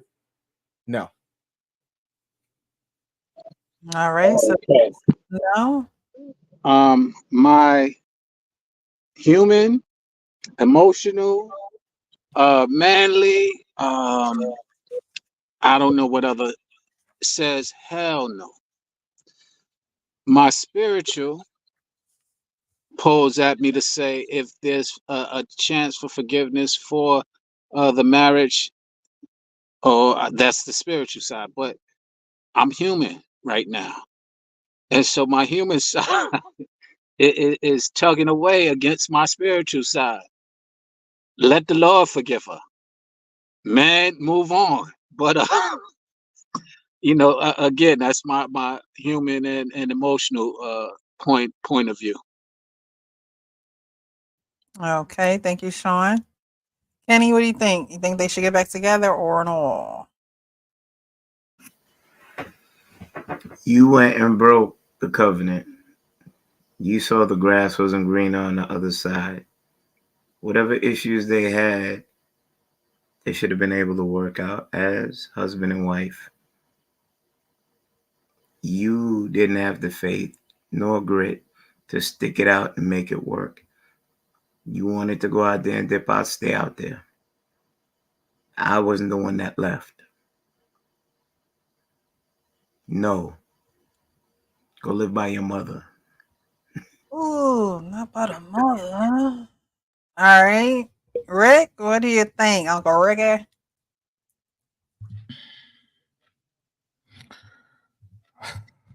I believe, right? I believe that that's your girl, right?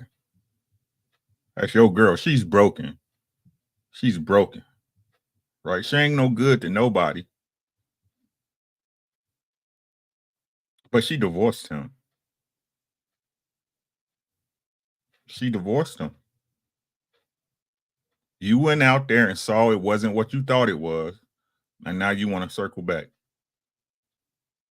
That y'all know what that really mean, though? Y'all know what that really saying? She divorced that man for no reason.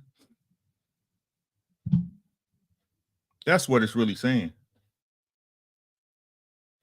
And let's throw out the social media embarrassment, right? The innuendos, right? The long haiku and soliloquies, right? Let's throw that out, right? You separated yourself from your husband, not just you, but your children. Tore family down for no reason other than you didn't feel like being married at the time. That's it. All these horror stories we hear about men. Oh, he this and this, that, and this. But it's funny how women always circling back, ain't it? Ain't it funny how they always spinning the block on the same dude they was with?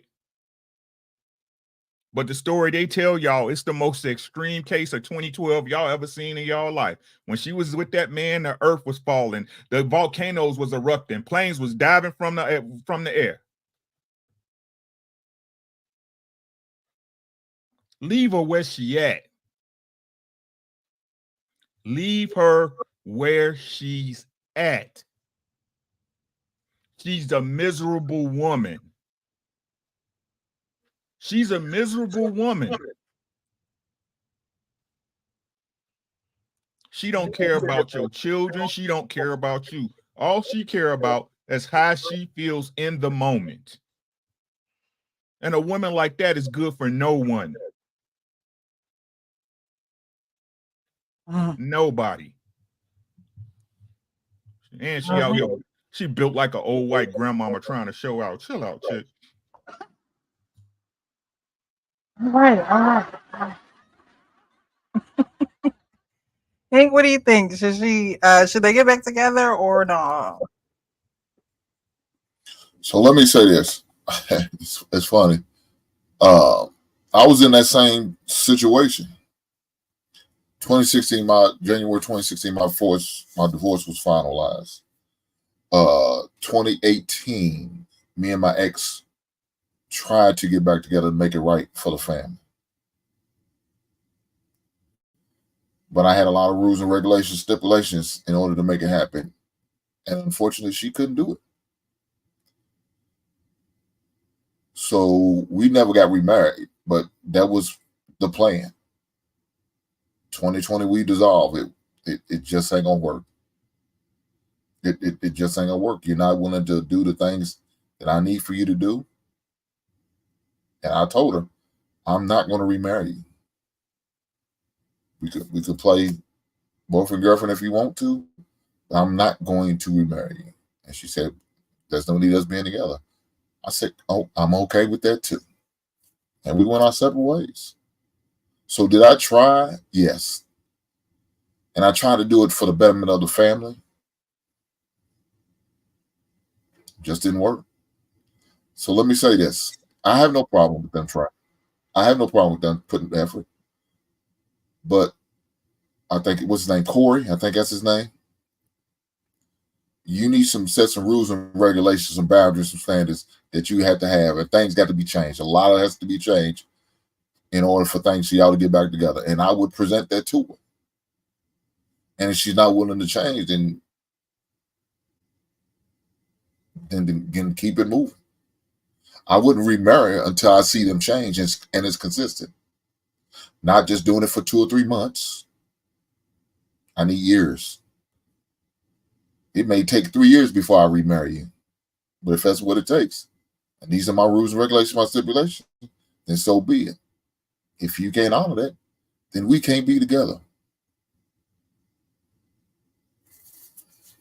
So I appreciate everyone's responses. I started to talk about this Sunday live on Instagram. I was taking a walk in the park and getting some fresh air, listening to church and things like that. But I believe that they should try to work it out. I really do. Now, I know that Tia's disrespect and disdain for her husband has been very loud. And so, I believe that if they're going to work it out, then she needs to be just as loud with reconciliation with him. She needs to be just as loud with that, because you think about it, she talks about, she shouldn't be back with him because it's hard out here dating and things like that, even though that is facts and that's reality for her. But you had a husband, you had children with him. I believe I want to say he was one of her only boyfriends or serious relationships, which means you guys know each other. You'll know him more than you'll know any man that you try to come across. Any man you try to come across, you hear her saying, oh, well, they don't want to court, and they don't want to, she feels as though that men think they're the prize, in which I don't see the problem with men thinking that they're the prize. But even in the conversation that she had with him, the ending of that clip, because I kind of pieced some stuff together, but even the ending of that clip, Corey clearly has come into this thing with the mindset that marriage is work. Marriage is work. And I believe that Tia didn't want to be with Corey anymore because she didn't know a life outside of him, a personal life outside of him. And I don't think that that's a reason to divorce your husband. She also didn't know who she was as a woman. That's not a reason to divorce your husband. If anything, your man shows you who you are as a woman in that relationship. And I think that this showed her that she probably wasn't as whole of a woman as she probably wanted to be. And so, okay, cool. But to divorce your husband over that, to me, seems drastic. It seems like very, like the first clip that we played, very impulsive, very emotional. I believe Corey had put out a post saying that, when you act off of emotions, it'll cost you every time. So Corey knows who he dealing with. He didn't file for divorce from her. She filed for divorce from him. And so if there was a possibility that they are going to get back together, because again, this is hearsay. I've seen a lot of people report on it. I've seen a clip. I believe she's coming out with a new reality show. I forget what the name is. It's coming out, I believe, next month. And she's going to talk about her journey, her divorce journey, being single and things like that. Like she said, she only been on the market for 3 months, but 3 months obviously has been a very distasteful, amount of time for her to be out here and figure out that it's not like what it is being home. And even though it's different and it may not be as, as sweet as you think it is supposed to be at home, you need to take your ass home. Because you have a husband, or you had a husband, in which, there's people who get married and then get married again, and then get married again. In my live, I was talking about, I think the Braxtons, I think their parents got married and remarried a few times. And then eventually, it didn't work. But I don't think that they tried. I think it was just divorce and then boom. Tia and Corey are divorced. She putting out this sad post, on Instagram, and everybody's like, what happened? And Corey remains silent. That's one thing I do just respect about him. He has stayed silent. He hasn't said anything bad about his wife. He hasn't, he did say, things about emotions, but women are emotional, right? So there's that. There's fact and truth in that. But he's been very respectful of their union. So again, if they are working towards working it out, I think everything that she has said, because you have, and we have played it on this channel before. I've been on here long enough that we have covered Tia Mowry a couple times. And I always say, when they sit down together, they just look so disconnected. They just look so far from each other spiritually. They might be close to each other in proximity, but spiritually, they just seem so far from each other. And so I think that they really need to go through some type of, and I don't want to, I believe in counseling, therapy, God, all that good stuff, but they need to go through some type of bonding, a bonding period where they need to get to know each other all over again. Because now you done been out here in these streets. And I remember somebody had put up, I think in my post on Instagram, like, okay, now you're going to have to go get tested. You make sure you ain't coming back here with no diseases and things of that nature. But I think that I wouldn't be opposed to them working it out, because we talk about on these platforms all the time, how people don't want marriage, and marriage isn't for everyone. If you want marriage, you want it. If you don't, you don't. But they were married, which means that they believed in the union of marriage. They produced 2 children out of it. Her talking about marriage and then being divorced and it being a celebration and a graduation and things of that nature. She is now eating her words, because you went from graduation back to kindergarten, sweetheart. You back in pre-K now. You back in pre-K and can't get past that graduation, because the men out here are not, up to par what you want. But you had someone at home that could take you out. I think she also had issues with Corey and him not being able to produce as much work as she has or does. And my thing with that is, you married him that way, which means you agreed to go along this journey with him of what he was going through as far as his professional career. And so if you're in this industry, you should be helping him, being the helpmate that you should be, helping him, right? You should be helping him.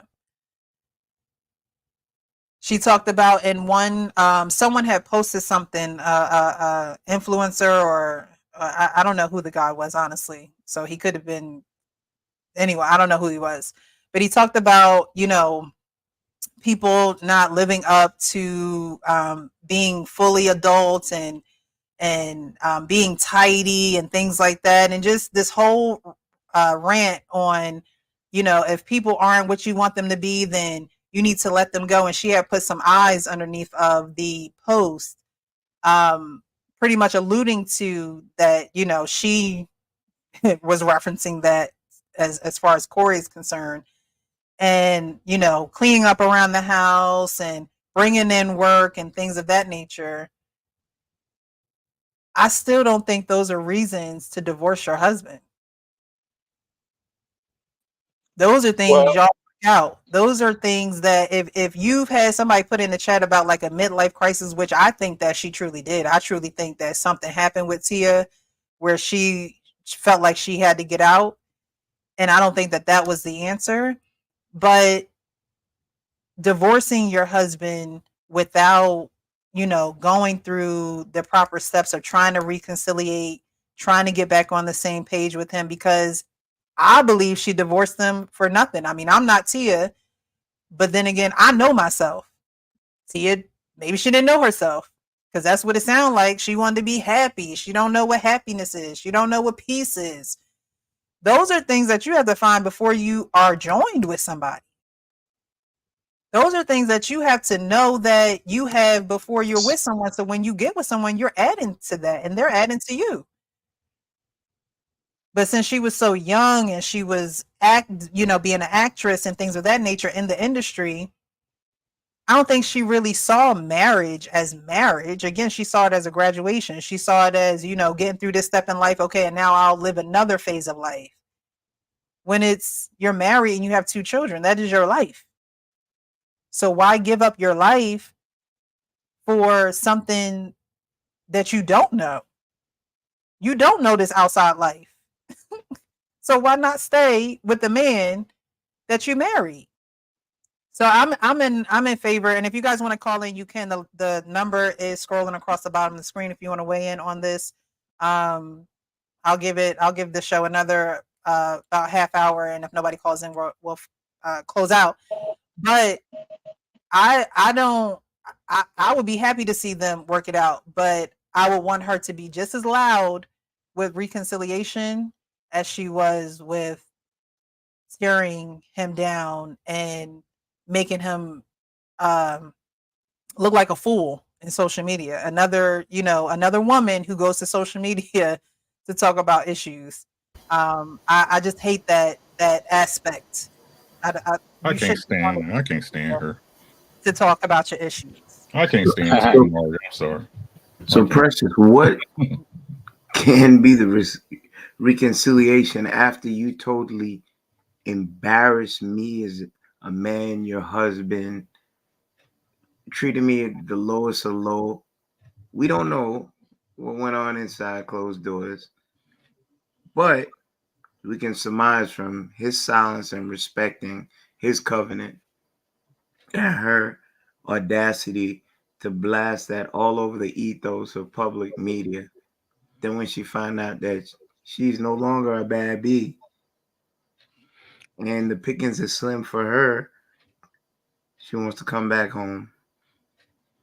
That's a bitter pill to swallow for a man, and men are prideful, especially men that hold to a covenant because he didn't break it.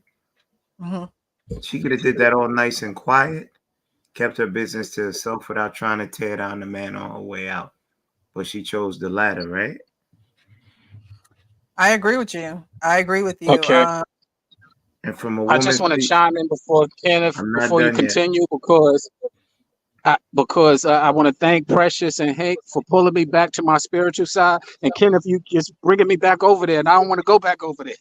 So I just want to say, I can understand the perspective that both you and Hank brought up, and there will be some stipulations on being able to forgive her, and I gotta find it in my heart to be able to forgive on that spiritual side. But Ken, you can pull me right back in over there. Rick, you could as well.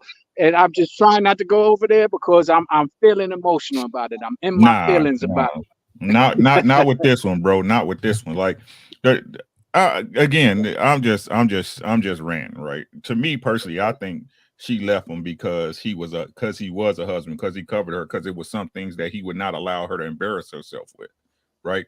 If you go and you do research on them, right? She was complaining about a lot how Corey wouldn't let her get on TikTok and do the little dances and the silhouette challenges and shit like that right before they got divorced, right? So to me personally, I just think he was being a husband. And again, people on the inside looking out, thinking the world out there is something that's not, right? Oh, I can get a man anytime. And I don't care what nobody say. The only reason a woman will leave a man is she feels, especially if he's a good man, a decent man, a husband, right? And he's a good option. The only reason they're going to leave a man 9 times out of 10, right, is 1 or 2 reasons. Money. That means there's a better option available, or some dick. That's it. I don't care what nobody say, right? She thought it was some better dick. She thought she could replace Corey Hardrick at the drop of a dime because she was Tia Mowry from whatever show she used to play on and shit. and thinking that was still handling. Somebody was in her ear telling her she was better than she was. Right? I wholeheartedly agree with that. Right? I agree. So that being said, right? How would it look for him as a man knowing this? Because we always find out after the fact, right, fellas? We always find out after the fact, right? She calling you, hey, can you keep the kids an extra weekend? Because I'm going on a yacht with somebody, and it's 2 weeks after y'all done got divorced. 2 weeks? What they say with us if we were a girl after we broke up with them in 2 weeks? You been messing with her? You been had her around. Right? So again, like I listen to what we listen to how adults think, right? Why should we take her marriage any more seriously than she did? Yeah, we think they should get. Why?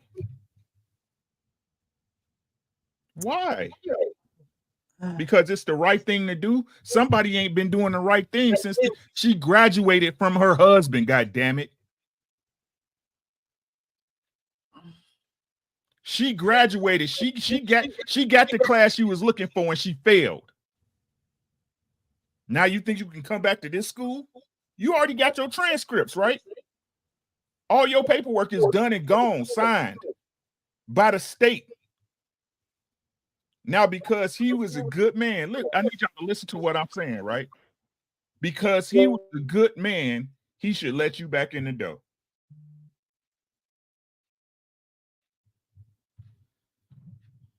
What's the point of being a good man if you don't get no rewards from it? What's the point of being a good husband when your wife ain't gonna be decent? What's the point of courting a woman when they all trying to get your money? And y'all wonder why we're at where we're at. She had one job, keep your husband. And she gave him away like he was free. Gave him away like he was free, like he was nothing. Let's keep it honest, like he was beneath her. Oh, you're not good enough for anymore. You know what? I'm grown now. The things I liked before, I don't like them anymore. You're just peasants. You got your money, I got your money. We'll split the kids. It doesn't mean shit. I mean, this happens all the time. That's what everybody does. And the day y'all heard she was breaking up, she had a naked ass on TikTok. Facts, or am I lying? That's facts. You're telling the truth. Leave that ain't shit woman where she at. Let her sit in that dark ass bedroom in that big ass bed by herself, because her kids are gonna grow up and go off to college or go off to private school, and leave her in her thoughts. Leave her in her motherfucking thoughts. Him marrying her and taking her back ain't gonna make her no better of a woman. Well, I don't know. I think it's giving her some what they say, straightening. She definitely getting some straightening now, because you know, in that interview you could tell it's almost like she don't have the strength to do the work in the marriage, but then she also don't have the strength to be out here in these streets. You know, it's almost like if you're gonna put the work anywhere, you should put it in your relationship and not out here in these streets. You know, so that's why I say go back, because no amount of work that you put out here now is going to equal what you and Corey have built, the children that you do have. I know that there was I believe he wanted spousal support and it wasn't issued. And so, you know, it's pretty much straight down the middle as far as them raising their children and, you know, bills, anything that comes with that. So I don't know. I just believe like Hank said, you know, there has to be some stipulations if you come back. I mean, honestly, he wouldn't be wrong if he was like, so what was it like? Have you learned your lesson? Have you come to your senses? But I think, you know, for the sake of their family, I honestly think that they should be back together. Because like you said, who gonna want her? Who gonna want her? And that's not his problem. It's not his problem at all. But at the same time, you know, 14 years of marriage to throw down the drain because you don't know what happiness is, and you feel as though the, you know, work that you're doing within your marriage is taken away from that. No, you need to find out how you can be a whole woman within your marriage. And I think she took the easy way out and divorced him. That's the easy way out. You took the easy way out. Or so she You thought. didn't want to. You didn't want to grow, right? Or so she thought. You didn't want to grow, you know, through the growing pains. Because for 14 years, my gosh, I got through the 7-year itch. You got through, you know, 10 years, and then you get to 14 years. It's like, come on. Yeah. You know what, Rick? You pulled me right back over there to the dark side, and I understand. but in all actuality, it would have to be some very strong, definitive changes in her to even consider it. For the family, it is worth considering. As I said again, spiritually, forgiveness is something that we need to learn better. And yeah, every point that you made is critical, but here's some points that weren't spoken about. She has been in the entertainment industry all her life. She has been a sheltered, spoiled little brat. And unfortunately, she wasn't listening to nobody, which she probably was conditioned to because of her lifestyle. And she had to find out the hard way, which is an unfortunate reality of a lot of people. But do we not forgive them once they found out? I'm trained to believe that we should, and I do believe that. But in order to make it believable, you have to be, as Hank said, consistent on the stipulations or the things or the identities of what that looks like, and whether that's and how that looks is to be determined. But yeah, you would have to identify what that looks like. You would have to be consistent on wanting it. As Precious said, you would have to voice it very loudly as far as your change, as loudly as you voiced everything else. In that clip, she did say, yeah, the man is the prize. You would be having to say that, you know, to the wheels roll off. But yeah, I did get pulled back in there, Rick, because you made a lot of great points. But again, my spirit and my maturity, I have to go back to understanding forgiveness and identifying that, but to Hank's and Precious' point, again, it would have to be laid out there. There will be rules because she basically was unruly. And unfortunately, she was an unruly, spoiled little brat. I'm not surprised, though, because of the entertainment industry that she's in and how people are conditioned in that area. So am I surprised that that's how she act? Not at all. Does that warrant merit for what she did? Not at all. But does it warrant forgiveness if she has learned her lesson? Absolutely. Yeah. You guys can call in. We got about 15 more minutes if you want to call in. If not, we're going to close the show. I'm going to read some of these. We did get a super chat, so I do apologize. Mr. He said, thank you so much for contributing to the platform. He says, for the grind ringing.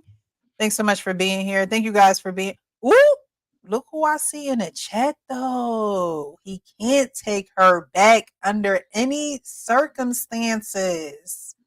From Mr. R. Payne himself. Pain. He has Salute to ravaged you and us. yours, man. I know you're out there. I think you and your wife are celebrating y'all's anniversary. Yes, Well, happy anniversary, congratulations. brother. But we knew that was going to be our Payne's Congrats, position. OG. Yeah, congratulations. Happy But anniversary. we knew that was going to be our Payne's position because she did the unthinkable. She messed with publicly somebody shamed him. else.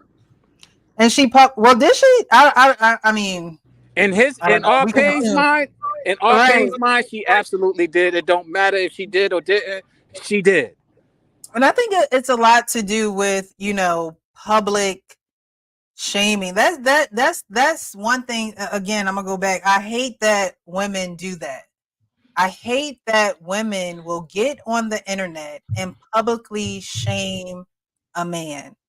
It shows how immature and how it's almost like a temper tantrum that a kid is having. Mr. Let Go always say that women are children. But it shows those characteristics coming out because it's like, if you can't handle this and we know that Tia Mowry is part of the entertainment business and things of that nature. And that's why when she comes out with this new reality show or whatever she's coming out with, I need her to talk about how much of a fool she has been. I need her to be real with that. Seriously. Precisely. She's going to talk about this divorce. She's going to talk about who want to make a bet right now. I bet you 100 she don't take nothing she said back. Well, to be honest with you, I wouldn't take that bet. The whole whatever this is going to be, reality TV series. I don't know what it's going to be. Maybe I should look it up. It is not. Look. I wouldn't take that bet, Rick, because again, she's in the entertainment industry, which is based around a lot of pride, and there's a lot of people who, that pride is something that's more dangerous than anything why else. do y'all expect it to change when he forgive her? Why? Life could humble pride. That's why, but I don't think it's gonna. I don't think that. I can't argue with you. I'm just trying to have it. I'm gonna go with y'all. Right? I forgive her, but there will be stipulations. She'll have to watch me hit her sister. Oops, I didn't know. Y'all twins, ain't y'all? Man, forgive me. She'd have to watch. Look, she'd have to set it up, hook me up, and watch me hit her sister for me to marry her again. You know what? Wow. You know what? Man. I mean, that's an extreme, but I'm not mad at it. It's an extreme retribution. It's an extreme retribution, but hey, whatever it takes, if that's what it took, then it will be her eating pie or you eating pie, depending on how you want to look at it.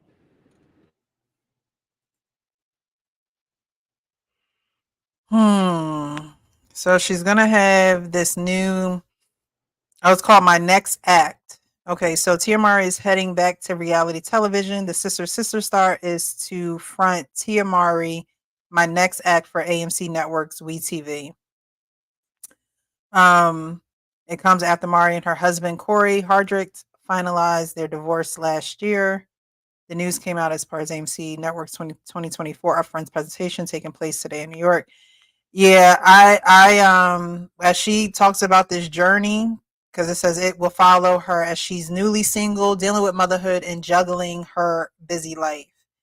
Two is better than one. And everything that you're doing by yourself, where you feel like you busy, you got these kids, you got this career. Corey was once upon a time there. He was, your husband. He was splitting those things with you. So for the mere fact that you want to have this reality show, I want you to talk about how hard it is and how you regret doing it. That's what I want to see. She is still banking off of their divorce, my sister. I agree with Rick, and the reason what you just read, Precious, is the reason why I would not take Rick up on that bet. It's because as good as it sounds, she's still caught up in being a selfish Hollywood little kid. She is still banking off the failure that she caused. And y'all think, man, leave her for the streets, bro. And I can't dispute that because if you really are trying to get your life together, a show is not the way to go. He's already your life has already been publicly shamed, so you have to take that your life out of the public in order to retribute. That's why I want her to wrap it up full circle. That's why she should come out and say, look, these last few years, have really been eye-opening for me. You know, they have really been eye-opening for me. And I would like for, because you hear about women, you know, divorcing their husbands and, you know, throwing them out there to the wolves and things of that nature. But do you really hear a woman say, you know what, I was wrong for what I did. I Right. regret doing what I And did. and Not she got a bag, genuinely. and she got a bag on the line. Yeah. They have a bad, because honestly, they still family. You divorce your husband, y'all still family.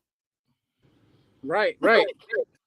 And like I said, it's hard because she's still chasing the bag. And let's just play it out. Let's just say it was a money bag for the family. They're getting on this show and they're trying to come together and genuinely, and they're gonna get a bag while doing it. That's a dangerous game to play. That's a real dangerous game to play because she already showed that she don't really know how to play the game of life that well. So she will probably fail. And he will wind up having to eat crow again in public because he's trying to, you know, get the bag and do it professionally and business wise. But she ain't ready. She's not showing she's ready. Life is not a game she knows how to play. She know how to play the theater game. She know how to play the Hollywood game. She know how to play the spoiled little brat game. She know how to play the woman hear me roar game. She know how to play a lot of games, but life game she ain't that well at. She ain't that good at. Yeah, I mean, it says it's the first time she's on her own. You know, I the first time you on your own after a divorce, it just, I don't know. It just seems like there was something definitely missing as far as her owning who she is throughout her career or throughout her time before she got married, because it's just such a horrible time to do this, you know, be out on your own after you done got divorced when you were covered by a man. And I think because things weren't as perfect as she wanted them to be in the relationship, she thought she had to get out of it. And no relationship is perfect. So, and as you can see out here in the dating world, it's not going as she thought it was planned. It's definitely not. So to leave a 14-year relationship, really 18-year relationship, to me is crazy. But hey. So nobody thinks that they the majority of the panel doesn't think that they should get back together. Hank said, you know, at least give it a try. I say they should give it a try. Sean's, you know, I'm on the fence. I'm on the fence. But I am interested in seeing this reality show because I'm interested in what else she got to say. I mean, what else?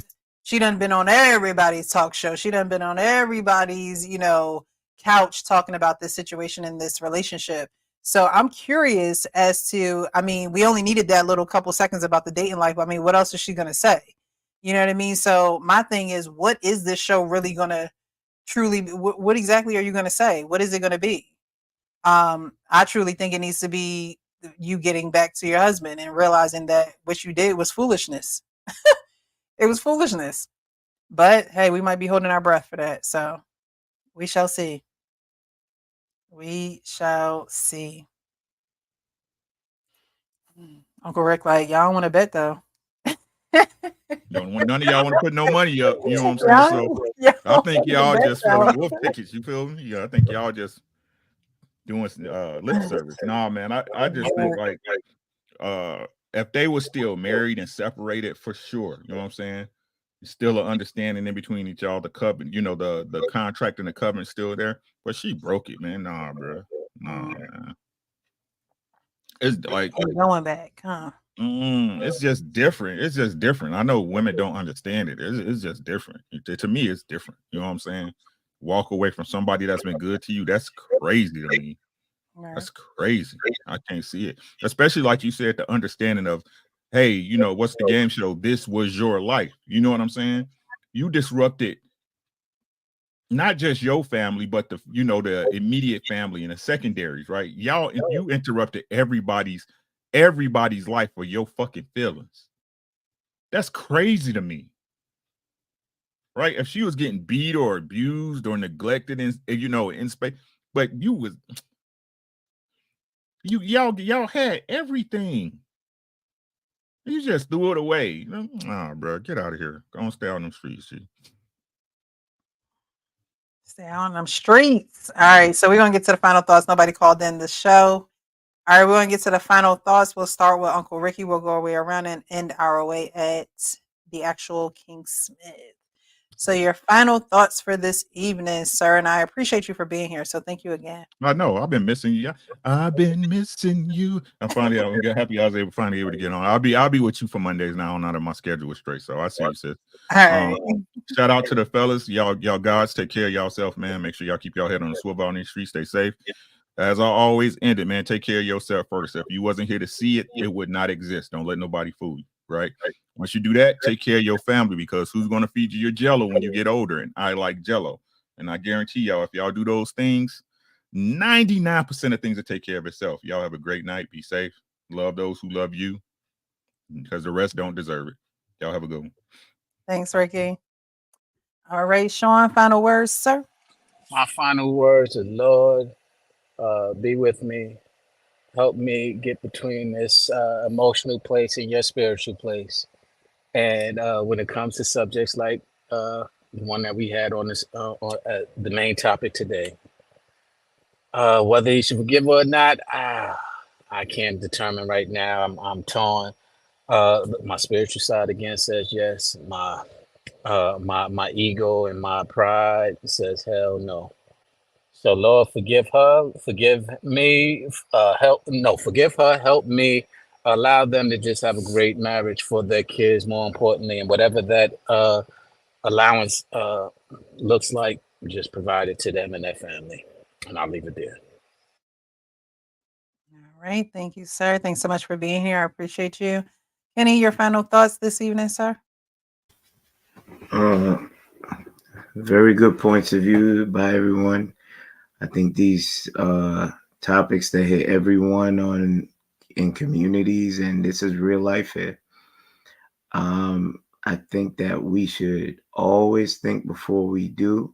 We're giving examples tonight because you might not be able to retract the steps or walk back the things you've done or the offenses you made or the scars that you've left. On that note, I bid everyone a good night. Thank you so much for being here. I appreciate you. And the actual King Smith, my co-host, sir, your final thoughts?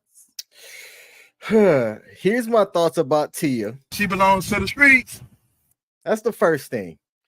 My second thing is too often I think people overcomplicate things that are going on in their life, and then as additional stresses and stuff gets added, things start to weigh down and make other things harder.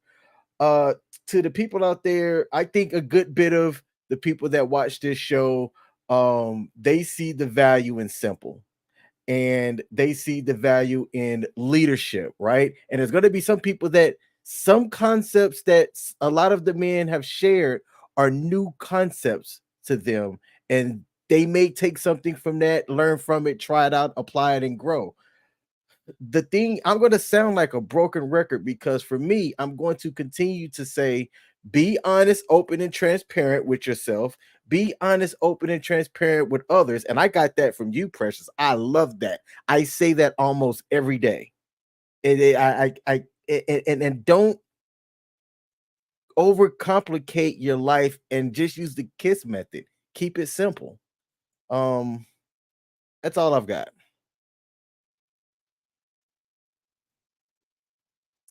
All right. So I appreciate you guys. Thank you. I think some people are dropping off, so I appreciate you. But thank you guys for joining. Those who are on Facebook, those who have joined their channel with ours so that their audience can see. I really appreciate you guys for participating, for sending the super chats, for sending the cash apps. I appreciate you guys so much. I don't know what's going on with my YouTube. YouTube don't like me too much, y'all. YouTube sent me an email, and I'm like, I just don't know if I'm gonna continue to do YouTube. But I love doing these Monday nights with you guys. So I don't know. Stay tuned because I may have to think of a different direction, maybe a different platform. I don't know what I need to do. And so I'm just going to be still for a little bit until I figure it out and really go into a direction. I love having these conversations. I know a lot of people actually like watching these conversations from some of King's people. He, always reports back to me and tells me, hey, look, I have people who love your channel. They love the different age groups on here, the different perspectives. And I think, we're not ratchet enough for YouTube. We're not ratchet enough. But that has never been my lane. And I will not start to get ratchet for YouTube. So I'm just going to have to think of different avenues and different ways to connect with you guys. But I do appreciate you, all those who watch, who tune in. Again, from Facebook, you guys don't have to. You still tune in, you still watch, you still contribute. So I really do appreciate you. And my final thoughts, like since day one, since I have been here, be real with yourself so you can be real with others. If you're not real with yourself, you can't be real with others. You can't build anything with others. You can't sustain anything with others because you're lying to yourself. And so, if you have to be alone long so you can be real with yourself, at least you'll have oneness within yourself so that you'll be able to receive and give to others. When you're not real with yourself, you can't be real with other people. So I appreciate you guys. Those are my final thoughts. Be hot, honest, open, and transparent. And do that with yourself first. Be hot with yourself first. Again, you can't be real with others until you're real with yourself. So you might have to get honest, open, and transparent with yourself about some things. Write some things down, post some things, go to a therapist, create a relationship with God, do what you got to do to get stillness within you so you know which way to move, which direction to go in. And so you won't be going in circles. I think that when you're not real with yourself, then you start to go in circles and you wonder why, and you wonder why you're not getting where you need to get to because you're not being real with yourself. And so, even with this YouTube, I love doing this. But, I have to be real with myself and say, is this truly where God wants me to be? I love being here with y'all, but I gotta be real. Like, is this where I need to be putting my time, my energy? And so we will cross that bridge when we get there. But I love that we had this conversation this evening. I love the different perspectives, and I love that we can get together and have civil conversations. I really do. So I appreciate you guys. And again, thank you for joining us. Happy Tuesday at this point. And again, be real with yourself so you can be real with others. You guys have a great evening, okay? Good night. Good night.